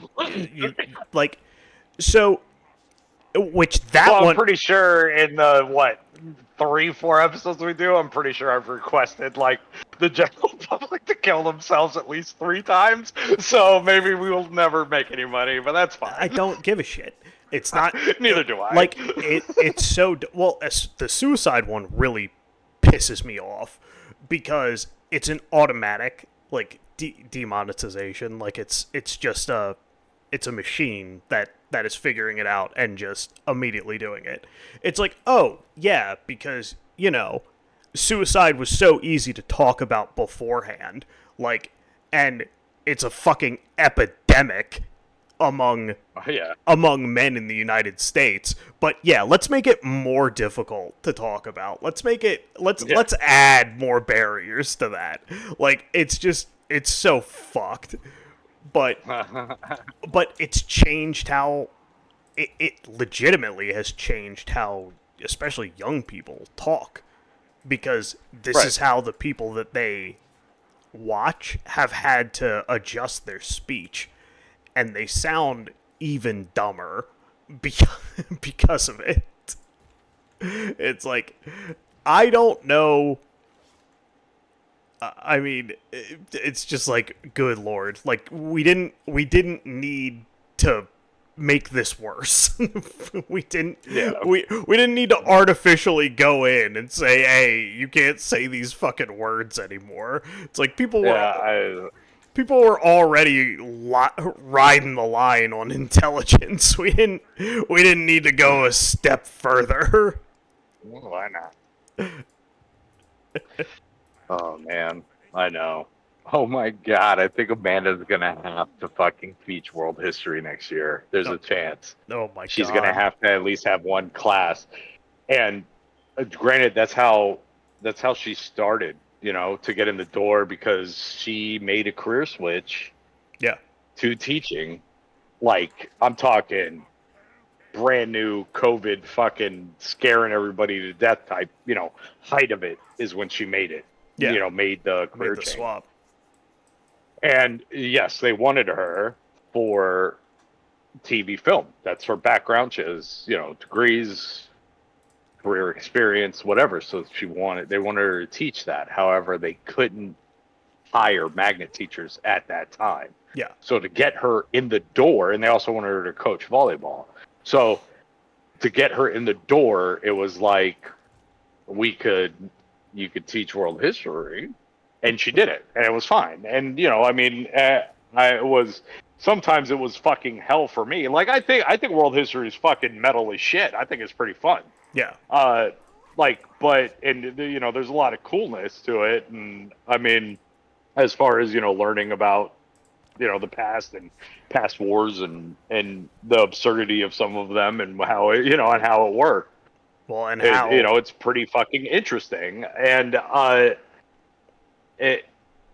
just don't know how she's gonna teach it anymore because we have these like absurd rules in place. Like I mean, how do you even cover the concept of slavery now? Are you even allowed to teach that? Like, it just didn't even fucking happen. that I mean, that's I mean, is that a thing? I mean, I don't know what parameters are going to be put on her in this state. I guess I'd have to do well, I some mean, research on it. I mean, look But at I mean, the South already has such a like kids in the South do not get taught what happened in the Civil War very clearly. Like yeah, they learn the broad strokes, but it is kind of shocking how many of them don't think the war was about slavery. Like it's like holy shit. Like they still get taught that, which is insane to me. It's like they're like it's about states' rights. It's like yeah, the state's rights to do what? It's like, I'll give you a Yeah. hint. It's owning people. Yeah, I know, right? But yeah, they're not, and it's not their fault. It's their public school system, like, just like purposely teaches them the wrong shit because there's, and I mean, maybe it is somewhat a good thing, but it gets flipped on its head. It's like, yeah, they're ashamed of it. They should be, but Yeah, like not ashamed of it enough to change anything.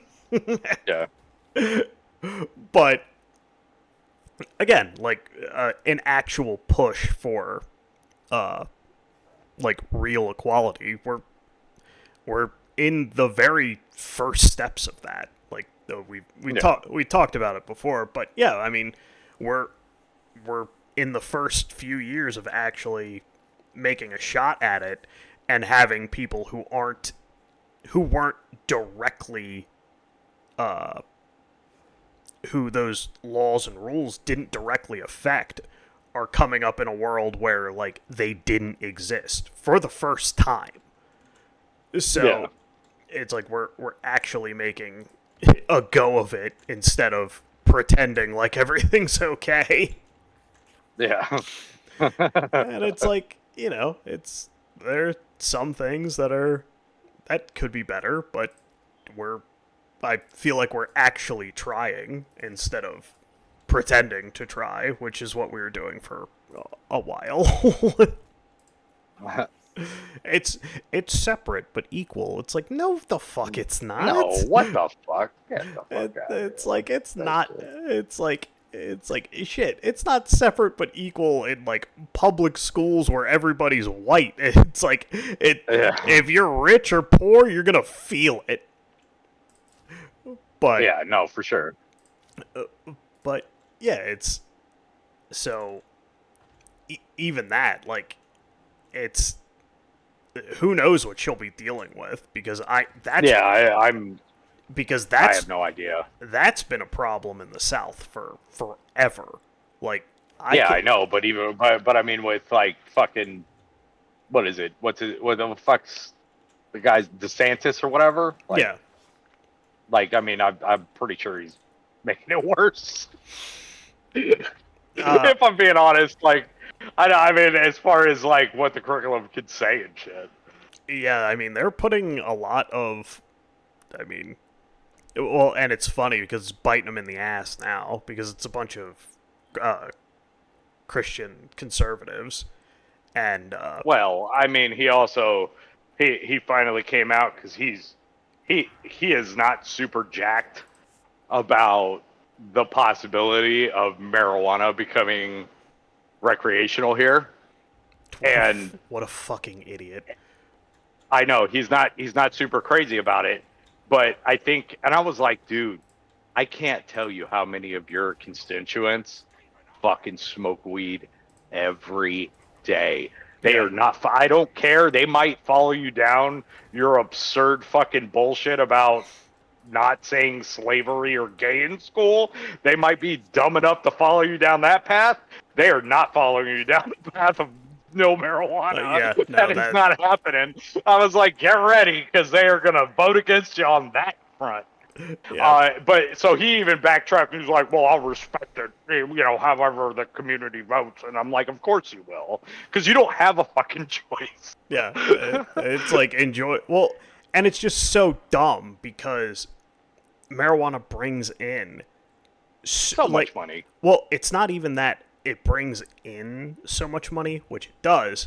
It's that the burden of prosecuting and jailing people, like people always talk about when Colorado legalized it, is that they made like $1 to $2 billion in that first year, and that's the number that gets thrown around. The number that matters and the one that no one talks about is that yeah, they made $2 billion, but they saved another $8 to $10 billion on not prosecuting and jailing over marijuana. Yeah. So it is for a state government, like a 10 to 12 billion dollar swing is insanity. That's nuts. Especially in a middle of the country state. Like if that was one of the coasts, 12 billion, it's still significant, but it's not insane. For being in the Midwest, that is a crazy amount of money for that government. Yeah, for sure. But yeah, it's like we all know where. Oh, I mean, anybody sane or under a certain age knows where the wind is blowing on marijuana. The problem is that a lot of older people were conditioned and just don't. They were told something and then never thought about it ever again. My stepmom's one of those people. Is that for her, it's that she was told all this stuff about marijuana, and she was like, okay, and she made her choice and just never thought about it again. So she's still running on this idea, or she was until recently, running on that old idea that, marijuana is the same as like crack or heroin. Yeah. And so, and this is what she says. She's like, imagine if tomorrow you found out that not only is crack not as detrimental as you've been told your whole life, but it's good for you. Yeah. Like, she's like, that's what's happening to me right now. She's like, so it's a lot. It's fair. So she has a lot of understandable hang-ups about marijuana because of that. But yeah, because she was lied to. Yeah, because they were taught blatant lies for so long, and yeah, that shit sinks into you. So yeah, it's interesting, but like no one cares about weed. Any statistic that you look up essentially is like, if alcohol is legal, weed should be legal, because alcohol is. I've said that forever, even being completely sober and never touching weed. I was saying that for fucking years. I was like, so we have, I enjoy a drink and having a beer, and I like my Johnny Walker just as much as the next, guy. But what I'm saying is, I've heard a ton of fucking stories about how a guy gets drunk, even maybe not even being alcoholic, but gets dirt nasty drunk and fucking decides to beat the shit out of his girlfriend. I don't remember the last time I heard a news story that was like, dude gets super baked and beats the fuck out of his wife. I've never heard that story. No.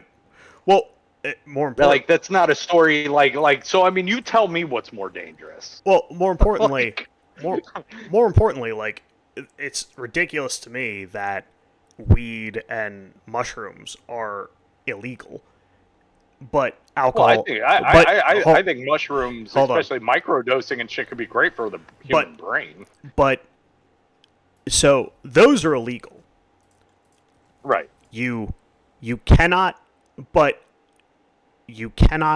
overdose on them and die. Where with $100, I could go down to the store and buy a lethal dose of alcohol. Yeah. Like, I think that's insane. Is that a drug that literally cannot kill you is illegal because it makes you feel funny. Yeah. But in a different way than alcohol, and one of them's illegal. It's just stupid to me. I think alcohol being legal I think it's built into the weird Judeo-Christian background of the United States is that the reason that we're okay with alcohol is that, and this is a bit tinfoil hat, but I think the reason that we're okay with it is because if you overindulge, it punishes you. Right. And I think that's why we're okay with it. Whereas I think you can smoke yourself into a state of being retarded. Because I've known some people who have been smoking weed since they were like 14, and their brain don't Yeah. work good no more. It's like you did something to yourself. I'm not saying that that's not well, but let's be honest. You think it's just marijuana? but yeah, it's probably some other things there going on there too. But regardless, I think because it punishes you with like a hangover and other stuff, that's why people were kind of okay with it. Is because if you overindulge, you'll get what's coming to you. Where that doesn't really happen with weed or mushrooms. So that's always been my opinion on why alcohol was more accepted. Well, that and because white people were comfortable with it, and brown people were comfortable with weed, and wild racism. No, there's also that. Also that. Also that. We always circle back around to it eventually. It's always kind of looming there. It's hard not to because it's just true. Yeah. It's just to a certain extent, it's just fucking truth. Those jazz cigarettes. Yeah, it's just there's a lot of. It's like. I feel like it's like those all like Bell and Isles and shit. Like have these like outdated fucking crazy rules that they thought applied way back in the day when that thing was built. Like I could be worth $2 billion right now, live in Bell and Isles. I could go buy the fucking top of the line Ford Raptor, pay fucking over $100,000 for it. Or whatever, and I can't park it in my fucking driveway or have it in front of my house. Yep. It's just an outdated fucking rule because back when that rule was made, houses in Bell and Isles they were probably higher end, but they probably didn't cost over $1 million.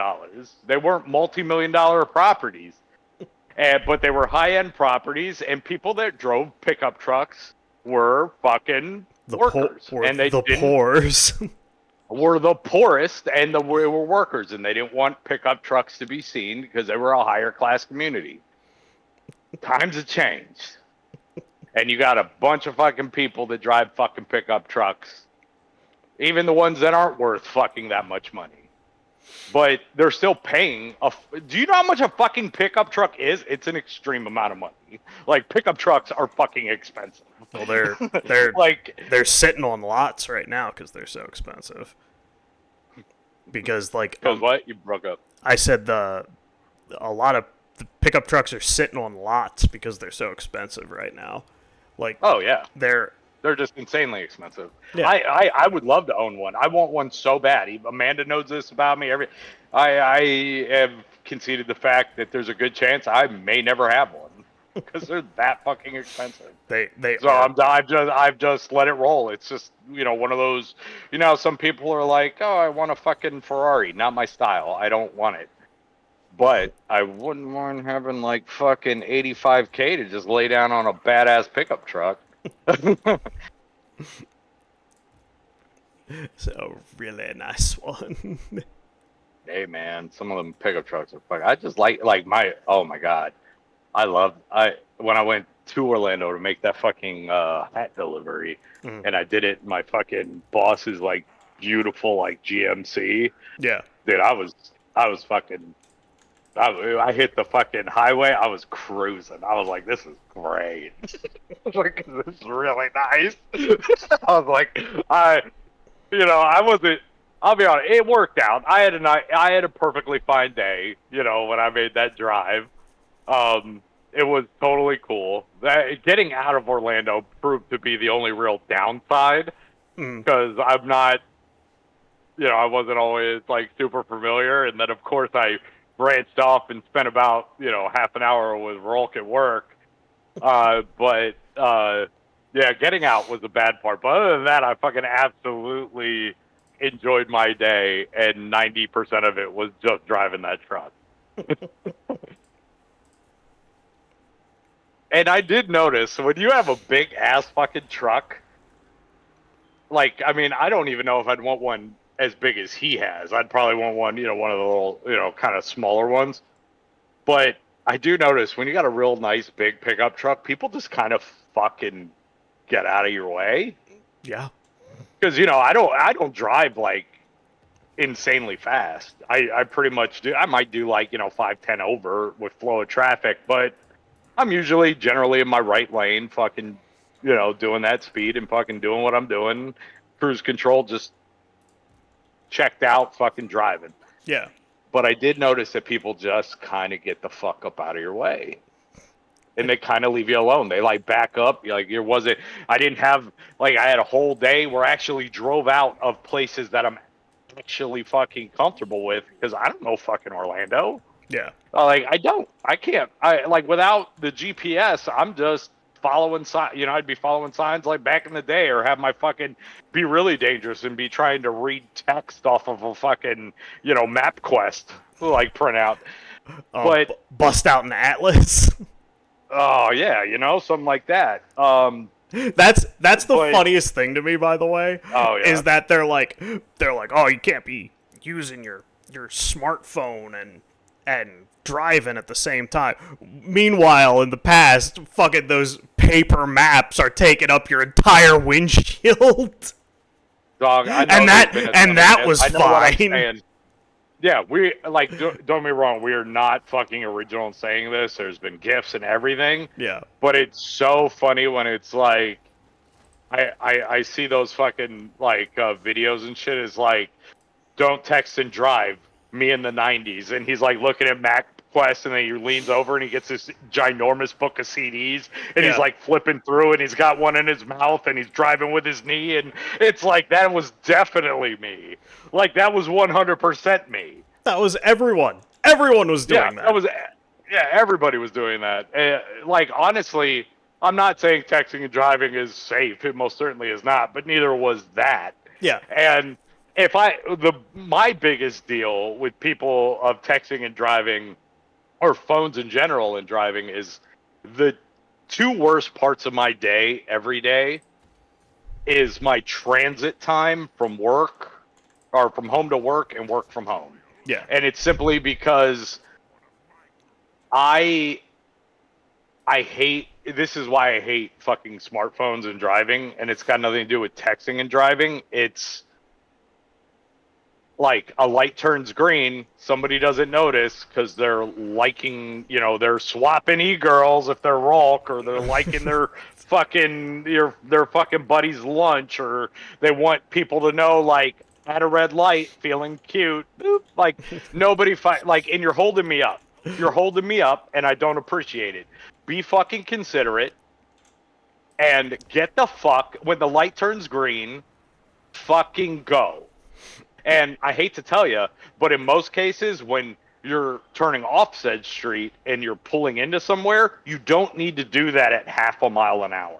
No. You can do that at a reasonable speed to get around the corner so I don't have to slam on my motherfucking brakes or come to a complete stop so you can mosey on into that parking lot. Yeah. Go fuck yourself. You're not driving on slick. Settle down.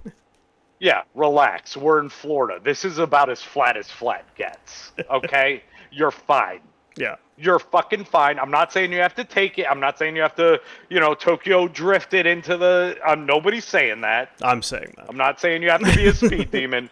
Yeah, I mean, it would be amazing. But I'm just saying you can do that at a normal rate of speed without making everybody behind you come to a complete stop.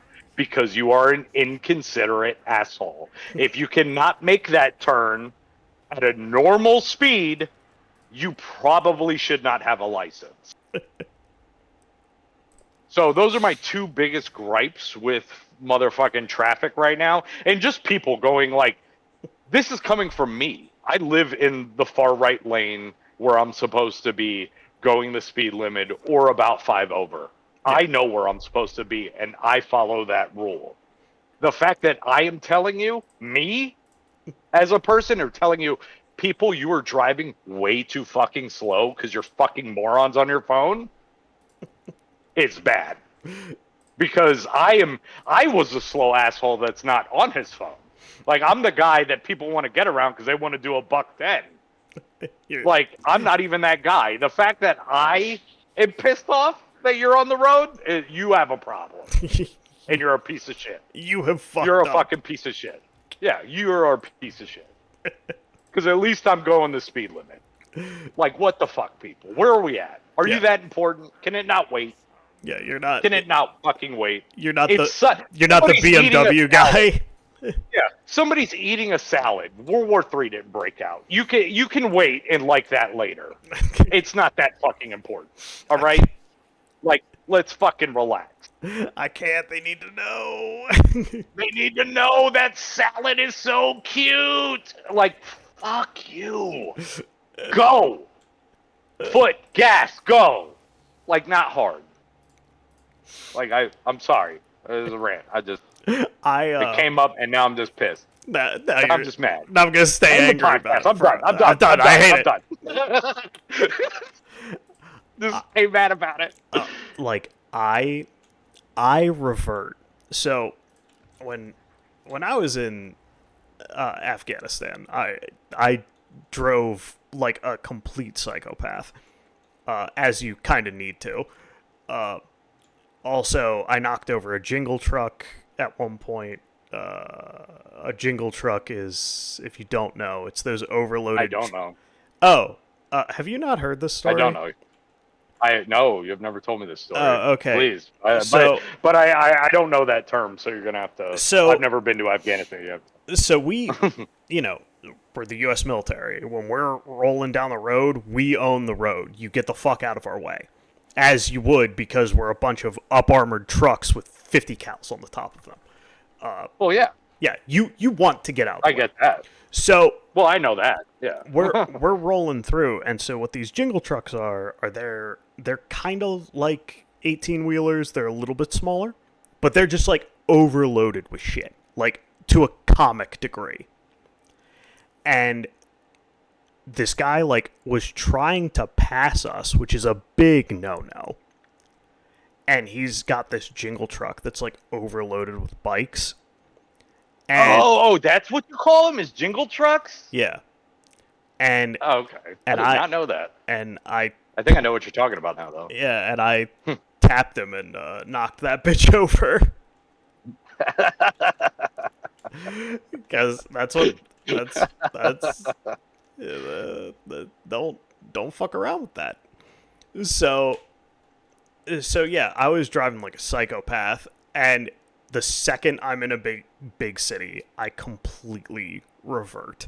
Like, New York Right. drivers are so aggressive, and Yeah. they are not ready, especially if you don't have New York plates, for you to be as, if not more, aggressive than they are. Just immediately, and it's bad. It's hilarious. Like, a light turned green for like less than a millisecond, and this guy beeped wow. This guy beeped at me, and Oh, no. I just didn't move. I just stayed there, and he kept beeping, and I just refused to move until he stopped beeping. and I, and then I went. And dude, that's fucking insane. guess who was following me for a little bit and did not beep at me again? No, That guy. It's like, oh, this guy is not busy. He has time to fuck with me, apparently. Yeah, no, oh yeah, no, Mike, I remember, Jesus, I haven't seen him in years, but I didn't drive myself. I was probably middle school or something, but we were on some sort of vacation and we were in Maryland Mm. seeing some family, and my cousin went out with him and he's like driving back and we're on this road that is one lane. Mhm. Like that's it. There's one. You ain't going nowhere. Yeah, If a car breaks down, maybe you could possibly try to get around it, but you're not going there. probably not. Yeah. And this dude, like he's not, it's my cousin. He's a young man. He's going fast enough, you Yeah. know. He's not like balling out speed, but he's also not driving slow either. And this guy just comes up and starts like aggressively like riding his ass real close and fucking and it's kind of doing the thing where he's trying to look around him. And my cousin was just like, okay, motherfucker, slowed down to 10 miles an hour on this big, huge stretch of one lane road and fucking bruised up. He's like, yo, dog, we're just going to be in the car on this road for a while because fuck this guy. And just slowed down and ran. Like, we were on this road for like fucking minutes. Cruising down to like 10 miles an hour, and this guy behind us is losing his fucking mind. I mean, good thing we didn't get shot, but I'm just saying, like, I was like, that's fucking funny. It's like people. It's like you don't. I could understand if he was like already doing 10 miles an hour. Yeah. But the fact that he was even speeding, like not aggressively so, but even speeding Yeah. on that road, and somebody was getting on his ass like that, that's why he did that. He was like, oh no, fuck you then. We're just going to live on this road for the next 5 minutes. Enjoy your life. Yeah. I don't have anywhere to be, homie. Yeah. Oh, dog. We're just going. We're just going. No, I'm okay with this being our lives. No, I don't have anything to do. I say that shit all the time, like in Hunt video games. I was like, shit, I'll let us both die. I got nothing but time. Like when Amanda's out of town, I was like, I'll just sit here until the clock runs out and we'll both die. I don't care. I was like, this is not an arcade. I do not have to pump in more quarters to play again, so I don't fucking give a fuck. I'll sit here forever. The time. Well, I mean, that's like people that don't drone in R6. Oh, I know. It's like you have the time. Like, what are you doing that you couldn't? Hey, you know what? You know what? It took me a second to start droning. Yeah. And I think it was like droning properly outside of the initial phase. And I think a lot of it is because I was not comfortable yet in the games. Yeah. And I felt, I was like, great, I'm going to be on a drone and somebody's just going to shoot me in the head. Yeah. But once you realize how the game works, one of my favorite things is to drone people out, because they fucking scatter like cockroaches with the lights on. Oh yeah. Like they get very nervous. funny. And it's very, very funny, and it actually it's to your advantage, because you'd be surprised how many people don't shoot the camera and then relocate. They just stand their ground. So you know where they are already, but they have no idea when you're poking at. Yeah, they're completely lost in the sauce. Mm-hmm. But yeah, I was not, until I got more comfortable in the game. I too was a not droning, but that was more of a paranoia thing. Yeah, that is like once you're getting used to the game, I do understand that part of it, where it's like you're not comfortable but it's like at a certain point, like if you're not droning, it's like go play something else. Like, yeah, it's like you have the time.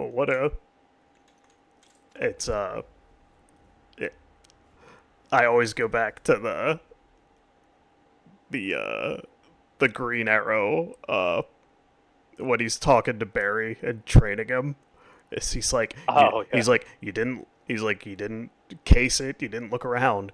You have the time. Yeah, you have. It's like you can solve a lot of problems by, just doing the basics. Oh, Jesus. But yeah. Uh, 1 second. Let me take this out. Oh shit, 4:19. It's almost quitting time. Got like fucking 45 minutes. I'm out of here. Oh shit. Oh shit, son. Fuck yeah. Oh. Hell yeah. Oh yeah. I'm gonna. Yeah, get to go on. What is it today? Is today Thursday? Yes. Oh shit! You want to hear? You want to hear some other old Manny thing? I'm fucking excited about old Manny and in a relationship thing. Yeah. It's Top Chef night, baby. I know what we're Oh. watching already while we're eating dinner. We're watching Top Chef. We're about that show, man. I love cooking shows. I fucking love competition cooking shows. I fucking love it. And you know who can't cook? This guy. I Got. fucking love it. I love it, and I don't know why. I think it's because back in the day, I used to. I mean, my mom battled cancer a like over a decade, but a long Yeah. fucking time. And I do remember a lot of times. I think I got into the cooking shows because there's this one on the Food Network called Chopped, Yeah. and they play like marathon. They used to play marathons of that shit, and I used to watch that shit with her. Mm. And so I think that's where my love for cooking shows came, especially for somebody that's not very well versed in the kitchen. I'm I am oddly get very excited about cooking shows. Like I am a Gordon Ramsay fan, and I would be embarrassed as shit to even make scrambled eggs in front of that man, let alone anything else. Like there's a level of this weird fandom I have for like some chefs even though I don't even attempt to do what they do. I'm like, oh shit, check out these microwave chimichangas, son, on it. Did it. Yeah, I did it, nailed it, Top Chef right here.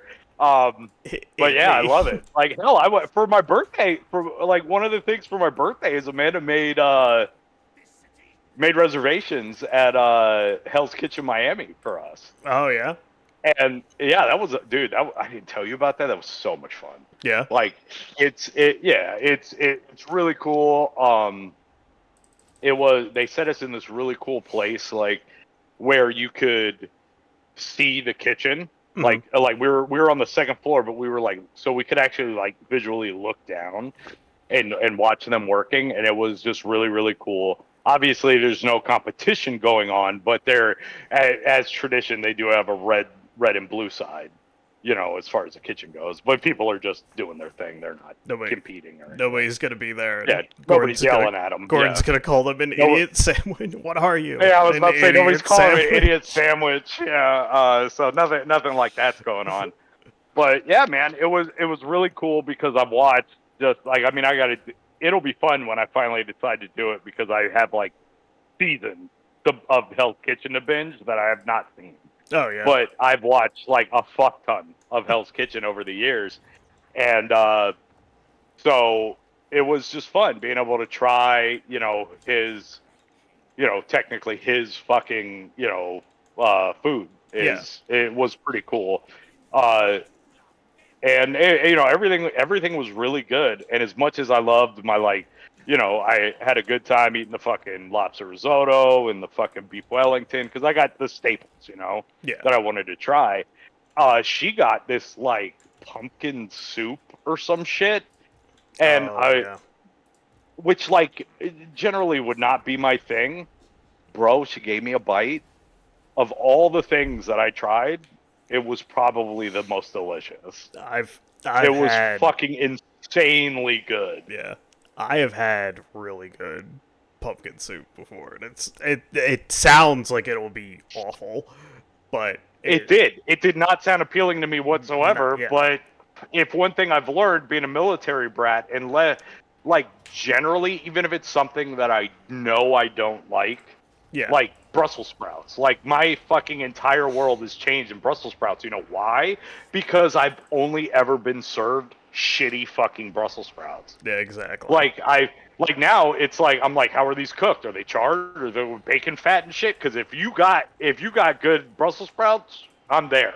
Yeah. I'm ordering it every fucking time to go with like my steak or whatever. Like Yeah. I know what my side is gonna be. So I'm generally open to at least having a taste Yeah. to see. But yeah, no pumpkin soup. I was like, I'm probably not gonna enjoy this, but I will entertain you. Yeah.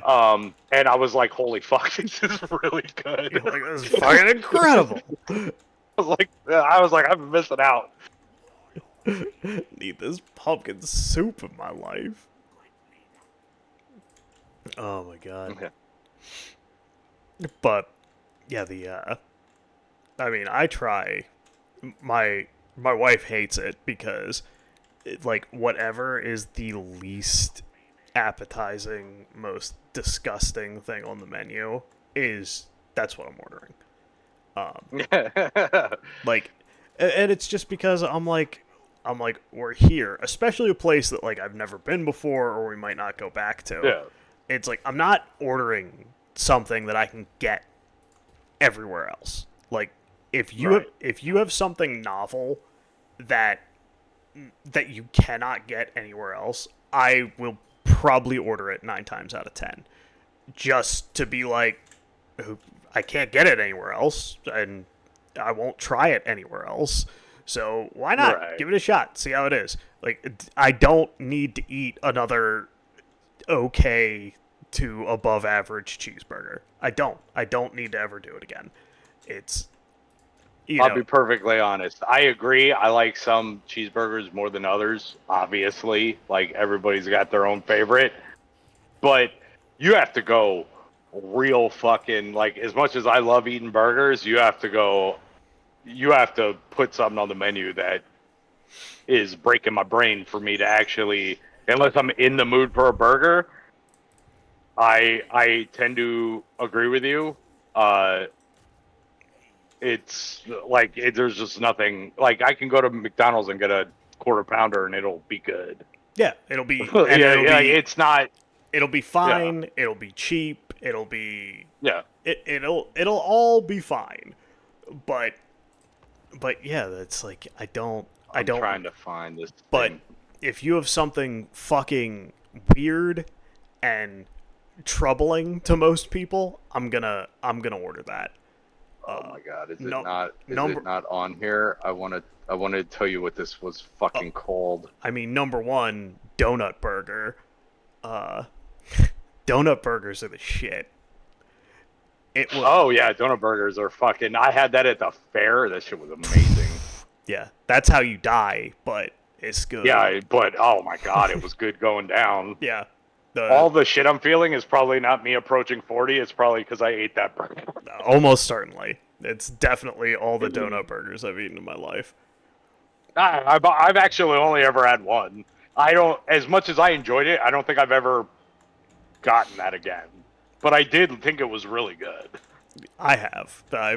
And to the You've had multiple. oh yeah, to the absolute fury of my entire family. Because I'm perfectly healthy. That and it bugs the and it bugs them. They're just like they're like because you know my wife and my parents and everybody else in my family like they either try to eat well or they kind of have to at this point.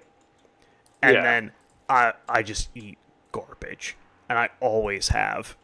And they're just like, "Oh, you're going to have to change your diet." And I'm like, "No, I don't." No. And they're like, "What?" I'm like, "Yeah, every doctor's report I've ever gotten has said that I'm fine. That I'm actually great. That I'm in great condition." And they're just like, "How I'm is healthier than you?" yeah, they're like, how is that possible? I mean, my coworkers once asked me because they're like, this one girl, she's like, I have to ask. She's like, I've only I've exclusively seen you eat garbage. How are you? How do you? It's like, do you work out a lot? I'm like, no. No. And she's just like, then how is? You need to explain this to me. And Oh my God. I'm actually, on a side note, I mean, rest in fucking peace for this delicious dish, because I don't, maybe they'll make it for me if I call. Yeah. But, so there is this brick oven pizza place called Amici that I don't, it probably is a chain, but I don't know. But remember where that Blue Bull or whatever the fuck it was, that bar we used to go to that like was behind our place? Yeah. Sometimes at like karaoke. It's very close to that now. Okay. So me and Amanda, we like their food. I'm not even a big brick oven pizza guy generally, like, because usually that shit's like overcharred, Yeah. but theirs is really good. They had a chef's pasta, like a house special, whoever fucking does the recipes for them, Yeah. and it was Japanese and Italian fusion. That sounds It was like very strange. disgusting. Yeah, it like off the top of my head sounds fucking disgusting. Yeah, it does And sound even more foul. so. Yeah, so even more so. So this is a pasta dish, probably kind of like an Alfredo. I'm probably saying it all wrong, but just imagine it's a pasta, and it has all the elements in it, and the sauce has some like Japanese barbecue sauce, which is what I put on chicken katsu when I get Japanese. It was my favorite dish when I lived in Japanese, or lived in Japanese. When I lived in Japan. Japanese. Yeah. Yeah, I know. But when I lived in Japan, it was my favorite fucking dish. And I mean, basically, it is like it's probably breaded a certain way, but it's just basically fried chicken, rice, and you put this Japanese barbecue sauce on. Yeah. But it's delicious, and I love it. Yeah. So I was like, this sounds super foul. Yeah. But it has a version, they have some Japanese ingredients in the sauce, and I can get it with like a breaded chicken cutlet on top of it, Yeah. So maybe it might work out. Dude, I tried it. It is literally one of the best things I've ever tasted. And this is not throwing any shade on Gordon Ramsay, because I absolutely love his food. Yeah. I enjoyed that pasta more than I enjoyed anything that I had at Hell's Kitchen. Oh, Jesus. That's It's impressive. it's fucking and I'll tell you this, it's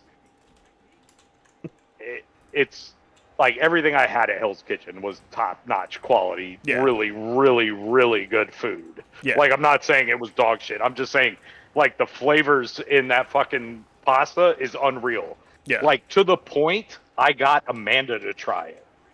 And granted, it's sans meat. She doesn't eat meat, Yeah. but she just loves the pasta outright.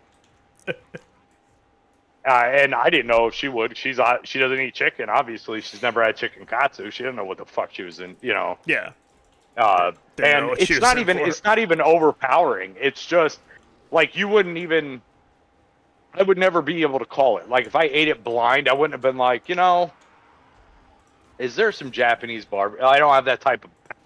Yeah. But it's so good, man. And when you get it with the chicken, it did give like hints. And I'm looking at their menu now, and I don't see it anymore. And I hate that. it really chaps my ass, because every once in a while I was doing a good job, because when I first found it, dude, I ate it like 4 times in 2 weeks. And then I was like, you know what? I need to fucking pump the brakes on this, so I don't get so used to this delicious thing where it's like an afterthought for me. Yeah.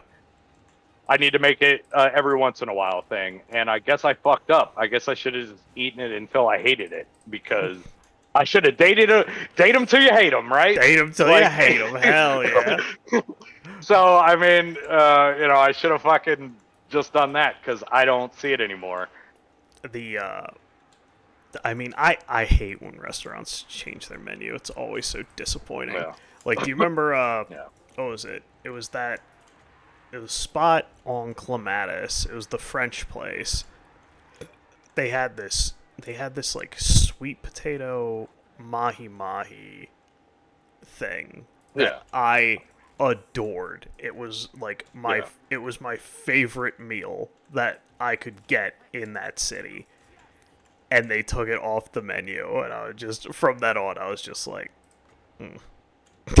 just disappointed and sad. I'm like, good.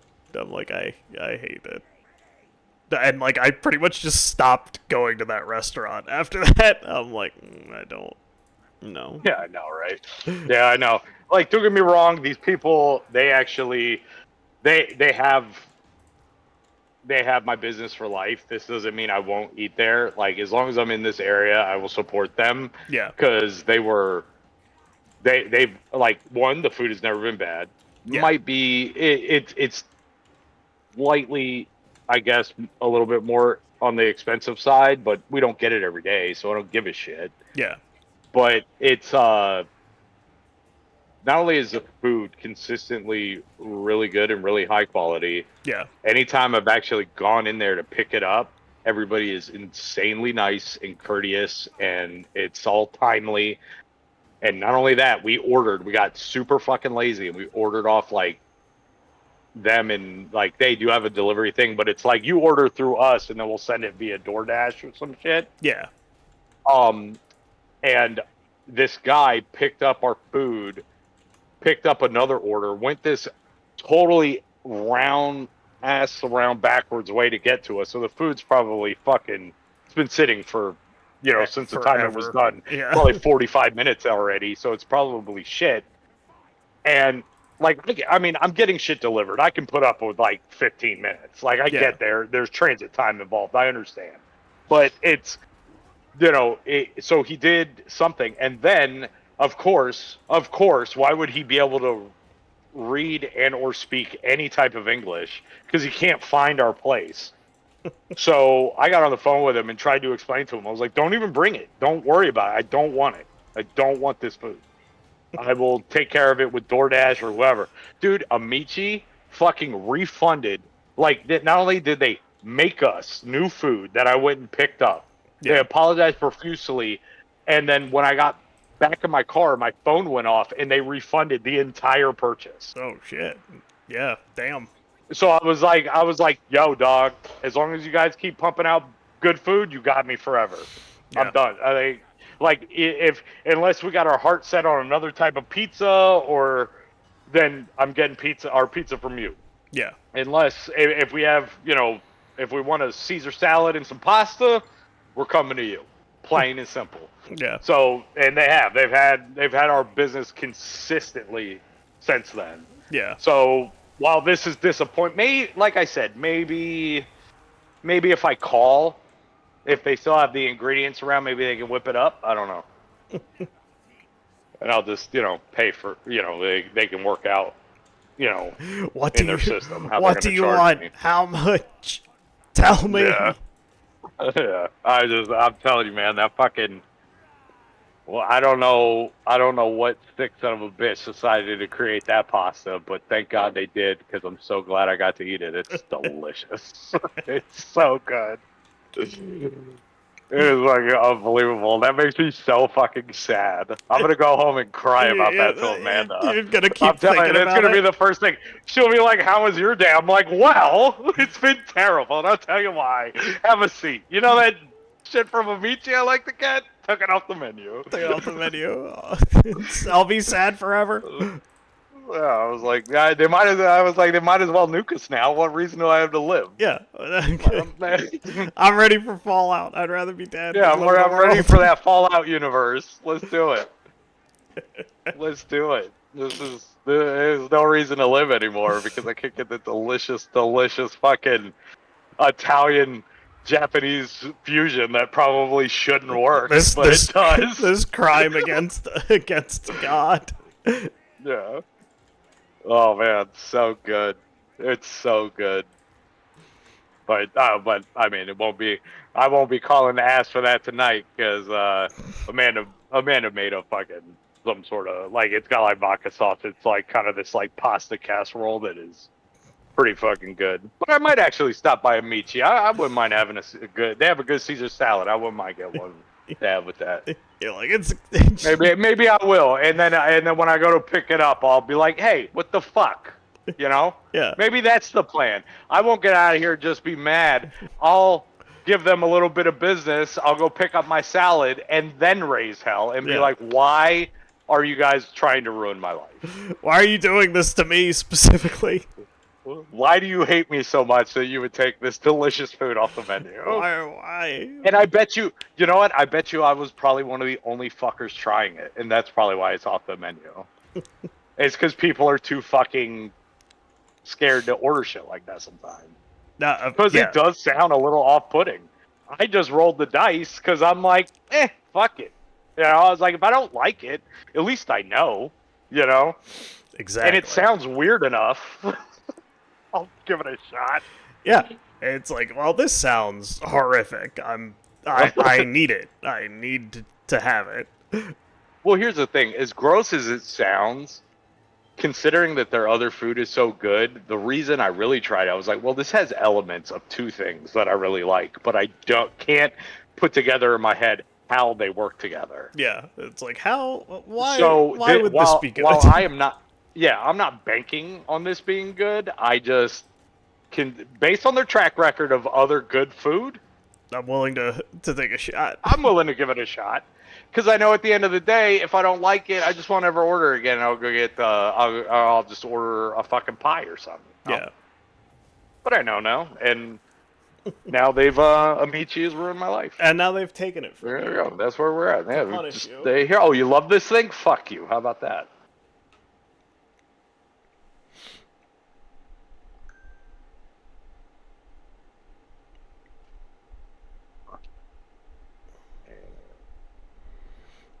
Oh god. Oh, well, welcome Apex. You've found the hidden podcast where we Super secret podcast. super secret that we. But it's speaking of food. I'm fucking hungry. I'm going to. Well, make go do your thing, boo boo, because I'm about to go bitch out of Michi in about 20 minutes here. So do Alright. what you got to do. Sounds good. Sounds good. Apex, if you want to play some games tonight, let me know. But I'm gonna grab some food. You go cry in Amichi's bathroom, and Dude, it's so good. Yeah. It's so good. And I guarantee you it'll take me about fucking 15 minutes longer to get to Amici to pick up my goddamn salad because people will be driving at 5 miles an hour. Exactly. I'll think about it, Apex. We'll see. But anyway, I'll hit you guys up. Talk to you later, big dog. All right, later, bro. All right, love you. Love you too. Bye. Okay, bye.